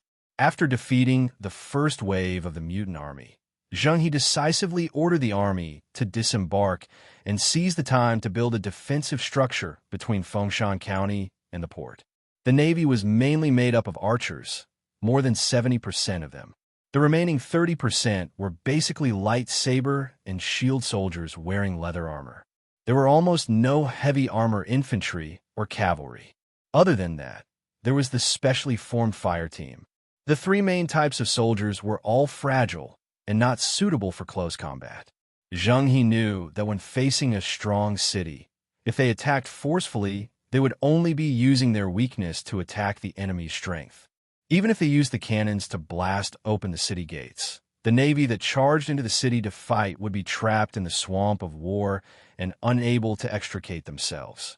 The most ideal strategy was to lure the enemy out of the city and fight outside the city. That was why they had to build defensive structures in time. Otherwise, a cavalry charge from the enemy would be able to crush the navy. Fortunately, Star Nation was small and didn't produce war horses at all. Cavalry was also a rare type of soldier in Star Nation. It was even more so for adventurer players.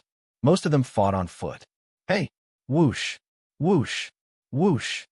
As soon as the battleship docked, hundreds of sailors used special carriages to dismantle the cannons from the battleship and move them to the port with great difficulty, then to the designated artillery positions. It took a full hour to install 20 cannons. The entire ocean fleet was equipped with more than 300 cannons. Other than some given to the Central Army, the Eastern Army still had 100 cannons left. Zheng He's plan was to move at least half of the cannons to the artillery positions. The cannons of the Ming Dynasty were a bit ridiculous. They could only be fired horizontally. Therefore, even if the cannons were to be pushed into the enemy's city walls, they could only hit the walls and not shoot directly into the city. Therefore, in a siege battle, the only use of cannons was to blast through the door or to collapse the city walls. Furthermore, the cannons were extremely cumbersome. They were really useless. It was a good thing that the Navy had Zheng He, the firearms expert, who knew how to maximize the power of firearms. The power of cannons was undeniable in a positional battle. It was a great defensive weapon. Therefore, while the enemy was stunned and retreating back into the city, Zheng He ordered to build a perfect defensive structure with the port as the rear. The soldiers gathered materials from the ground. Bags of sand were piled up into high ground and earthen walls. At the highest point were 50 cannons arranged in a row, which was also the Eastern Army's greatest reliance. The entire firepower net was divided into 4 levels according to the range. The first level was the archers' long-range attacks. Bows and arrows had the longest range and the largest killing range. The downside was that once the enemy broke through, the lethality would be greatly reduced. The second level was a net of fire formed by cannons. After breaking through the rain of arrows made by the archers, the enemy would face the bombardment of the cannons. Whether it was in terms of lethality or impact, the cannons were the strongest. The third level was the firepower support network formed by the gunners. According to the Navy's establishment, every sentry was equipped with a team of fire guns. A Navy formation was equipped with a total of 8 teams of fire guns. In mobile warfare, firearms were naturally criticized due to their cumbersome operation and unsatisfactory sights. However, relying on the fortifications and hiding behind the sandbags, the fire rifle squad was able to unleash a powerful destructive force. The fourth and final level of firepower was made up of saber and shield soldiers. Their mission was to protect the cannoneers, the members of the fire rifle squad, and the archers. The enemy who broke through the first 3 layers of firepower would face the saber and shield soldiers' finishing touches. With a reasonable crossfire network and fortifications to defend, it was practically the enemy's nightmare in the era of cold weapons. Zheng He's use of firearms was indeed the best among the generals. No one could compare. Of course, Zheng He's plan had a major premise, which was that the enemy had to take the initiative to attack the position. Otherwise, once the enemy bypassed the position, the so-called firepower network would be nothing more than a decoration. In other words, if the enemy simply withdrew, it would be a failure for Zheng He. Zheng He didn't forget that the Eastern Army's mission was to completely pin down the mutant army. If it was just a standoff, the players in the city could teleport back to Lion City at any time. The attack of the Central Army was simply a joke. On the city wall of Fengshan County, it should be said that Zheng He's strategy was extremely smart. The army didn't go ashore first and used the cannons to bring great fear to the enemy. Then, they followed up with a successful pursuit and successfully built fortifications on the shore. It could be imagined that without the first wave of attack, the enemy would have rushed out to cause destruction. What about now? The mutant army, still in shock, could only stand on the city wall and watch as the enemy got busy in front of them and built fortifications at an astonishing speed. There were mutants in Star who weren't afraid of death. When the Eastern Army was installing the cannons, some players also suggested to leave the city in time to stop the enemy. The problem was that the Lord of Fengshan County had experienced a setback and now didn't dare to open the city gate no matter what. In his opinion, as long as they didn't go out and had the support of a large number of players, the territory would naturally be free of worries. Once they attacked, the slightest mistake could lead to a counterattack by the enemy. After weighing the pros and cons, the Lord of Fengshan County naturally chose a conservative strategy. The so-called national honor, in the eyes of ordinary players, was naturally relatively pure. There weren't too many interests mixed in it. But for people like the Lord and the leaders of the guilds, they had to make a trade-off. The Lord of Fengshan County's choice wasn't surprising. Just like that, the morning slowly passed in the standoff between the two sides. Throughout the morning, groups of players were continuously teleported from Lion City to support the front line. The mutant army was approaching the 30,000 people mark.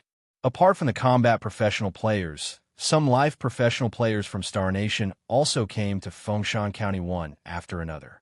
They spontaneously rushed to make medicine, equipment, arrows, and other supplies to support the frontline army for free. In Fengshan County, players could be seen everywhere. Everyone's face was filled with a kind of solemnity that the country was facing, as well as a kind of lofty ambition to devote themselves to serving the country. The two opposing emotions mixed together, encouraging the players to move forward without asking for anything in return. Even the players who had died in battle didn't complain at all. Instead, they faintly felt a sense of pride. The players from Star Nation were still relatively united. In the face of a national war, no one retreated. The will of the entire country slowly condensed into an indestructible force in the face of a crisis. By noon, the total number of players gathered in Fengshan County had exceeded 50,000. More than half of the adventure-type players in Star Nation other than the Temasek mercenary group had gathered in Fengshan County. Such a scale once again gave the players confidence. Seeing the enemy building fortifications outside the city and showing off, the players from Star Nation couldn't swallow this resentment. The voices of people requesting to fight in the city were incessant, each louder than the last. This is our territory, and we won't allow it to be desecrated. We must fight. Someone shouted, "Fight! Fight! Fight!" Everyone responded. The voices of people requesting to fight broke through the clouds. Even the Eastern Army could hear it clearly. Seeing this, Pei Donglai's face flashed with a trace of seriousness. The enemy's high morale couldn't be underestimated. Thinking of the commander-in-chief's judgment just now, Pei Donglai couldn't help but feel even more ashamed. Zheng He's expression was calm. He only ordered the entire army to enter a level 1 state of alert and prepare for a battle at any time. Logically speaking, the longer the battle dragged on, the stronger Zheng He's fortifications would be. However, this was not a local battle, but a battle that concerned the overall situation, so it had to be ended quickly. Therefore, Zheng He hoped that the enemy could leave the city to fight as soon as possible. Thinking of this, Zheng He continued to order the entire army to shout at the top of the city wall, actively provoking the enemy, and provoking the already sensitive nerves of the enemy so that they could start the battle as soon as possible. "Listen up, cowards up there. Do you dare to come out and fight with your grandpa? They just got beaten up badly. How would they dare to come out and fight?" Someone deliberately responded. "Ha ha." The unbridled mockery was unusually ear-piercing. "Useless cowards, stop watching and go back to your mother's womb. These bastards are afraid of our cannons and don't dare to fight, right? A bunch of cowards. Ha ha." The soldiers were a bunch of uncouth men. When they scolded people, it was quite simple and crude. When the Star Nation players on the city wall heard this, they almost exploded with anger. Their already fiery emotions could no longer be controlled and burst out like lava from a volcano. At this moment, even if the Lord of Fengshan County wanted to stop them, he wouldn't be able to. If he tried to forcefully stop them, the first to suffer would probably be him, the Lord. The eruption of a volcano was the power of heaven and earth. It wasn't something that could be stopped by humans. As the Lord of Fengshan County was the #1 Lord of Star Nation, he naturally wasn't an ordinary person. Seeing that it was impossible to stop them, he could only go with the flow. Learning from the first attack, he completely disorganized the 2,000 troops under his command and arranged them into the players' teams. They were in charge of temporary battle commands so that they wouldn't rush forward like a swarm of bees. The players didn't object to this arrangement of the Lord of Fengshan County. They knew that, as adventure-type players, they were used to killing monsters in small teams. They really didn't have any experience fighting against such a large army. Star Nation was small, and there were almost no fights between lords in the wilderness. It seemed very strangely peaceful. Therefore, mercenary groups like those in the China region didn't have any soil in Star Nation. Compared to the two, the Star Nation, which was peaceful in a corner, could indeed be considered a paradise. The problem was, this was a game, the wilderness. How could there be a real paradise? When the war came, all fairy tales would no longer exist. Amidst the chaos, it took a full hour before the Inhuman Legion was reorganized. More than 40,000 Inhuman army once again marched out of the city gate and pounced toward the enemy's position. At the front of the army was the rarest 5,000 cavalry troops. Although they were called cavalry, there were all kinds of mounts. Apart from war horses, there were also wild boars, leopards, tigers, wolves, and other wild beasts.